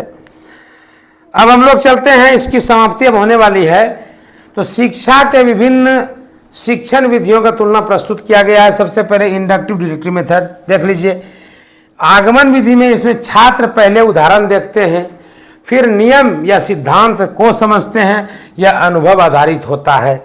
अगला है कि निगमन विधि, इसमें पहले नियम या सिद्धांत बताया जाता है और फिर उसके उदाहरण दिए जाते हैं, यह सिद्धांत आधारित होता है। पहला हो गया। तुलना, आगमन विधि अधिक छात्र केंद्रित और खोजपूर्ण होती है। निगमन विधि अधिक शिक्षक केंद्रित और निर्देशात्मक होती है। हाँ, दोनों में अंतर भी आप लोग को देखना है। क्या अंतर आप लोग का कि आगमन विधि में जो है ये खोजपूर्ण है और निगमन विधि में क्या है, ये निर्देशात्मक है। हाँ, समझ में आ गया आप लोग को कि यह जो है क्या है, आगमन विधि यह छात्र केंद्रित विधि है और निगमन विधि यह शिक्षक केंद्रित विधि है। क्लियर। तो चलिए आगे चलते हैं हम लोग व्याख्यान विधि, लेक्चर मेथड की ओर चलते हैं, कंपैरिजन की ओर। तो शिक्षक मुख्य वक्ता होते हैं, है ना, और छात्रों को सूचना प्रदान करते हैं। यह पारंपरिक शिक्षण विधि, ट्रेडिशनल मेथड है। ये लेक्चर मेथड ट्रेडिशनल मेथड है। बड़ी संख्या में छात्रों को एक साथ सूचना दी जा सकती है। अब कमियां क्या है, तो कम संवादात्मक और व्यक्तिगत सहभागिता की कमी। मतलब कि यह जैसे व्याख्यान विधि में क्या होता है, बहुत भीड़ होता है, लंबा। हम लोग जब टीएनबी जाते थे क्लास करने के लिए, लंबा एकदम लाइन लगा होता था टीएनबी कॉलेज में। टीएनबी अपने जमाने का बहुत नामी कॉलेज रहा है। Science college Patna first number पर आता था, सेकेंड नंबर पर जो है एलएस कॉलेज मुजफ्फरपुर आता था, तीसरे नंबर पर टीएनबी कॉलेज सब आता था। ये सब कॉलेज में पढ़ने वाले को बहुत सम्मान की दृष्टि से देखा जाता था, ठीक है। और एक शायद कोई और था, दरभंगा वगैरह, हमको याद नहीं है। तो ये सारी चीजें जो है बहुत, है ना, वहां पर ये होती थी। चलिए आगे देखते हैं। तो वो जो है लेक्चर मेथड, उसमें सारे स्टूडेंट खड़े होकर के पूछ नहीं पाते थे, हिम्मत ही नहीं होता था उतने बच्चों के बीच में पूछना। तो वो विधि को हम सही नहीं मानते, लेक्चर मेथड को। विमर्श विधि को देखते हैं, इसको डिस्कशन मेथड कहते हैं। इसमें छात्र और शिक्षक विचार विमर्श करते हैं, प्रश्न पूछते हैं और विचारों का आदान प्रदान करते हैं। तुलना संवादात्मक होता है। क्या होता है ये? संवादात्मक, है ना, विमर्श विधि। छात्र इसमें ज्यादा संलग्न होते हैं, इन्वॉल्व होते हैं छात्र, और विचारों का भी विकास होता है। ठीक।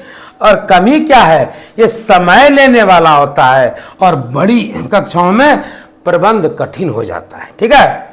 अगला पॉइंट है बहुभाषिक विधि, जिसको हम लोग क्या कहते हैं? मल्टीलैंग्वेज मेथड।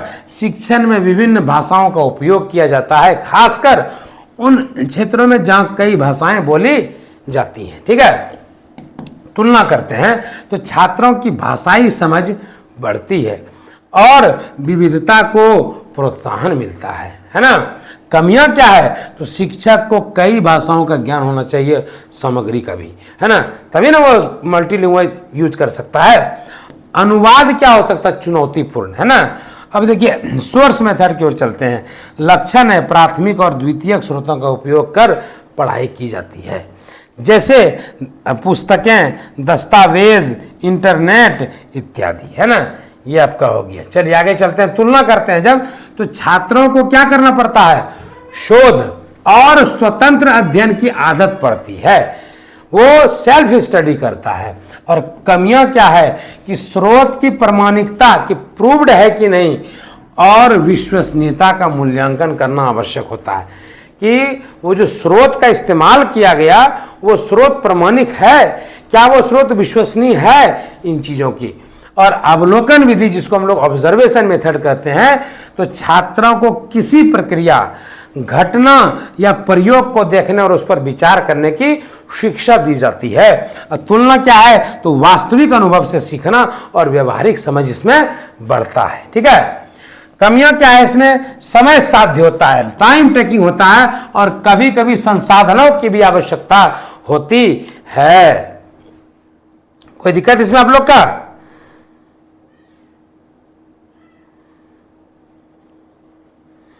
चलिए आगे देखते हैं, है ना। प्रयोगशाला विधि। प्रयोगशाला में व्यवहारिक प्रयोगों के माध्यम से शिक्षा दी जाती है। तुलना व्यवहारिक कौशल और वैज्ञानिक दृष्टिकोण का विकास। कमियां विशेष उपकरण और सामग्री की आवश्यकता होती है। और प्रोजेक्ट मेथड की बात कर लेते हैं। अब लास्ट है, बताइएगा नहीं सभी लोग। छात्रों को वास्तविक परियोजनाओं पर काम करने के लिए प्रेरित किया जाता है, जिससे उनका अनुसंधान यानी रिसर्च और समस्या समाधान कौशल क्या होता है? वो सॉल्व होता है। और जब तुलना करते हैं तो ये रचनात्मकता इसके अंदर होती है, स्वतंत्रता होती है और जिम्मेदारी की भावना विकसित होती है। कमियां क्या है? मार्गदर्शन और समय की पर्याप्तता की आवश्यकता होती है। इसमें कोई हल्ला परेशान मत करिएगा, ये केवल ऐप पर अवेलेबल रहेगा, है ना। और ऐप कल तक हर हाल में सबका प्रॉब्लम सॉल्व करेंगे एनी हाउ, है ना। और अभी सर मेरे क्लास के बाद 2 मिनट आपका समय लेंगे, राज सर आपको टेक्निकल जानकारी देंगे कुछ, इसीलिए कहीं जाइएगा मत, है ना। समस्या समाधान विधि, प्रॉब्लम सॉल्विंग मेथड, छात्रों को समस्याओं का समाधान करने के लिए प्रेरित किया जाता है, जिससे उनके तर्कशील और विश्लेषणात्मक कौशल का विकास होता है। और तुलना करते हैं तो यह तर्क शक्ति और निर्णय लेने की क्षमता में सुधार करता है। कमियां क्या है? तो समय साध्य होता है, टाइम टेकिंग होता है, और कभी कभी कठिन समस्याओं चुनौतीपूर्ण हो सकता है। ठीक है। अब जरा सा इसके बाद जो है ना, वो बहुत गर्दा मचाने वाला चीज है, एकदम जबरदस्त, है ना। जबरदस्त चीज अभी बताने जा रहे हैं आप लोगों को, जबरदस्त। देखिए कोई बात नहीं है, पेज है तो हमको मन लग रहा पढ़ने में, और हमारे जो दर्शक लोग हैं वो भी डटे हुए मैदान में। देखिए ना 100 जो है ना 2 से एकदम कमी नहीं है सर। कोई बात नहीं है, 2-4-5 आदमी जिनको नहीं बनना उनका क्या करिएगा सर।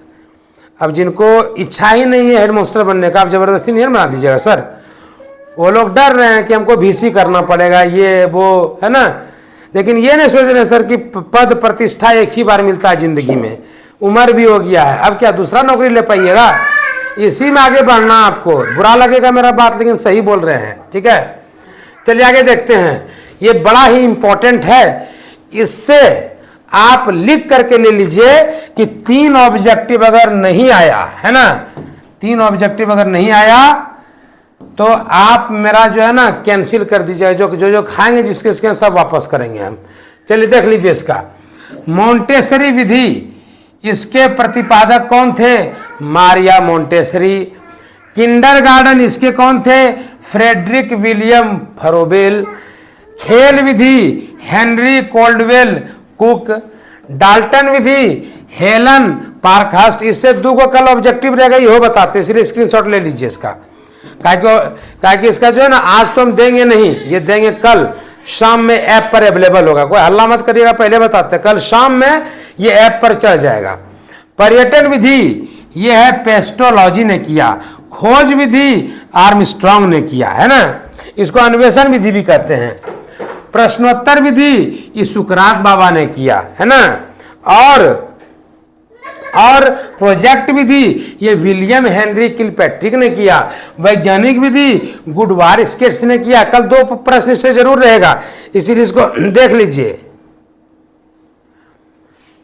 कैप्सूल क्लास का टाइम रहेगा अभी जस्ट इसके बाद, हमको 10 मिनट का रेस्ट दीजिएगा ना, कि जान लीजिएगा बच्चे का, ही बताइए। 10 मिनट का रेस्ट, उसके बाद द बेस्ट, मतलब बहुत बेहतरीन क्लास चलेगा।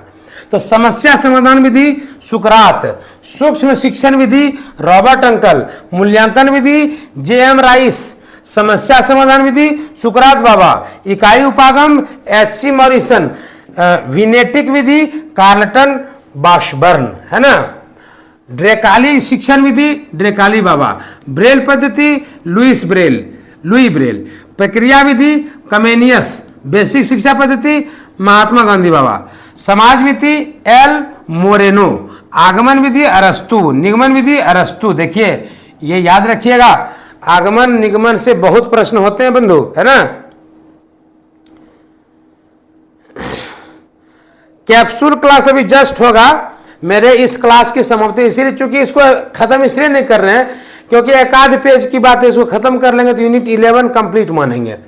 फिर 10 मिनट चैन का सांस लेंगे थोड़ा देर, उसके बाद फिर से लग जाएंगे, क्योंकि कैप्सूल बैच क्या होता है, दुरंतो बैच होता है। मतलब स्टार्ट करेंगे और खत्म 25 पेज का 30 पेज का खत्म तभी होगा जब हम पूरी तरह से वो खत्म कर लेंगे, समाप्त कर लेंगे। क्योंकि 12 कैप्सूल 12 दिन चलेगा, आपको पता है ना, 12 कैप्सूल 12 दिन।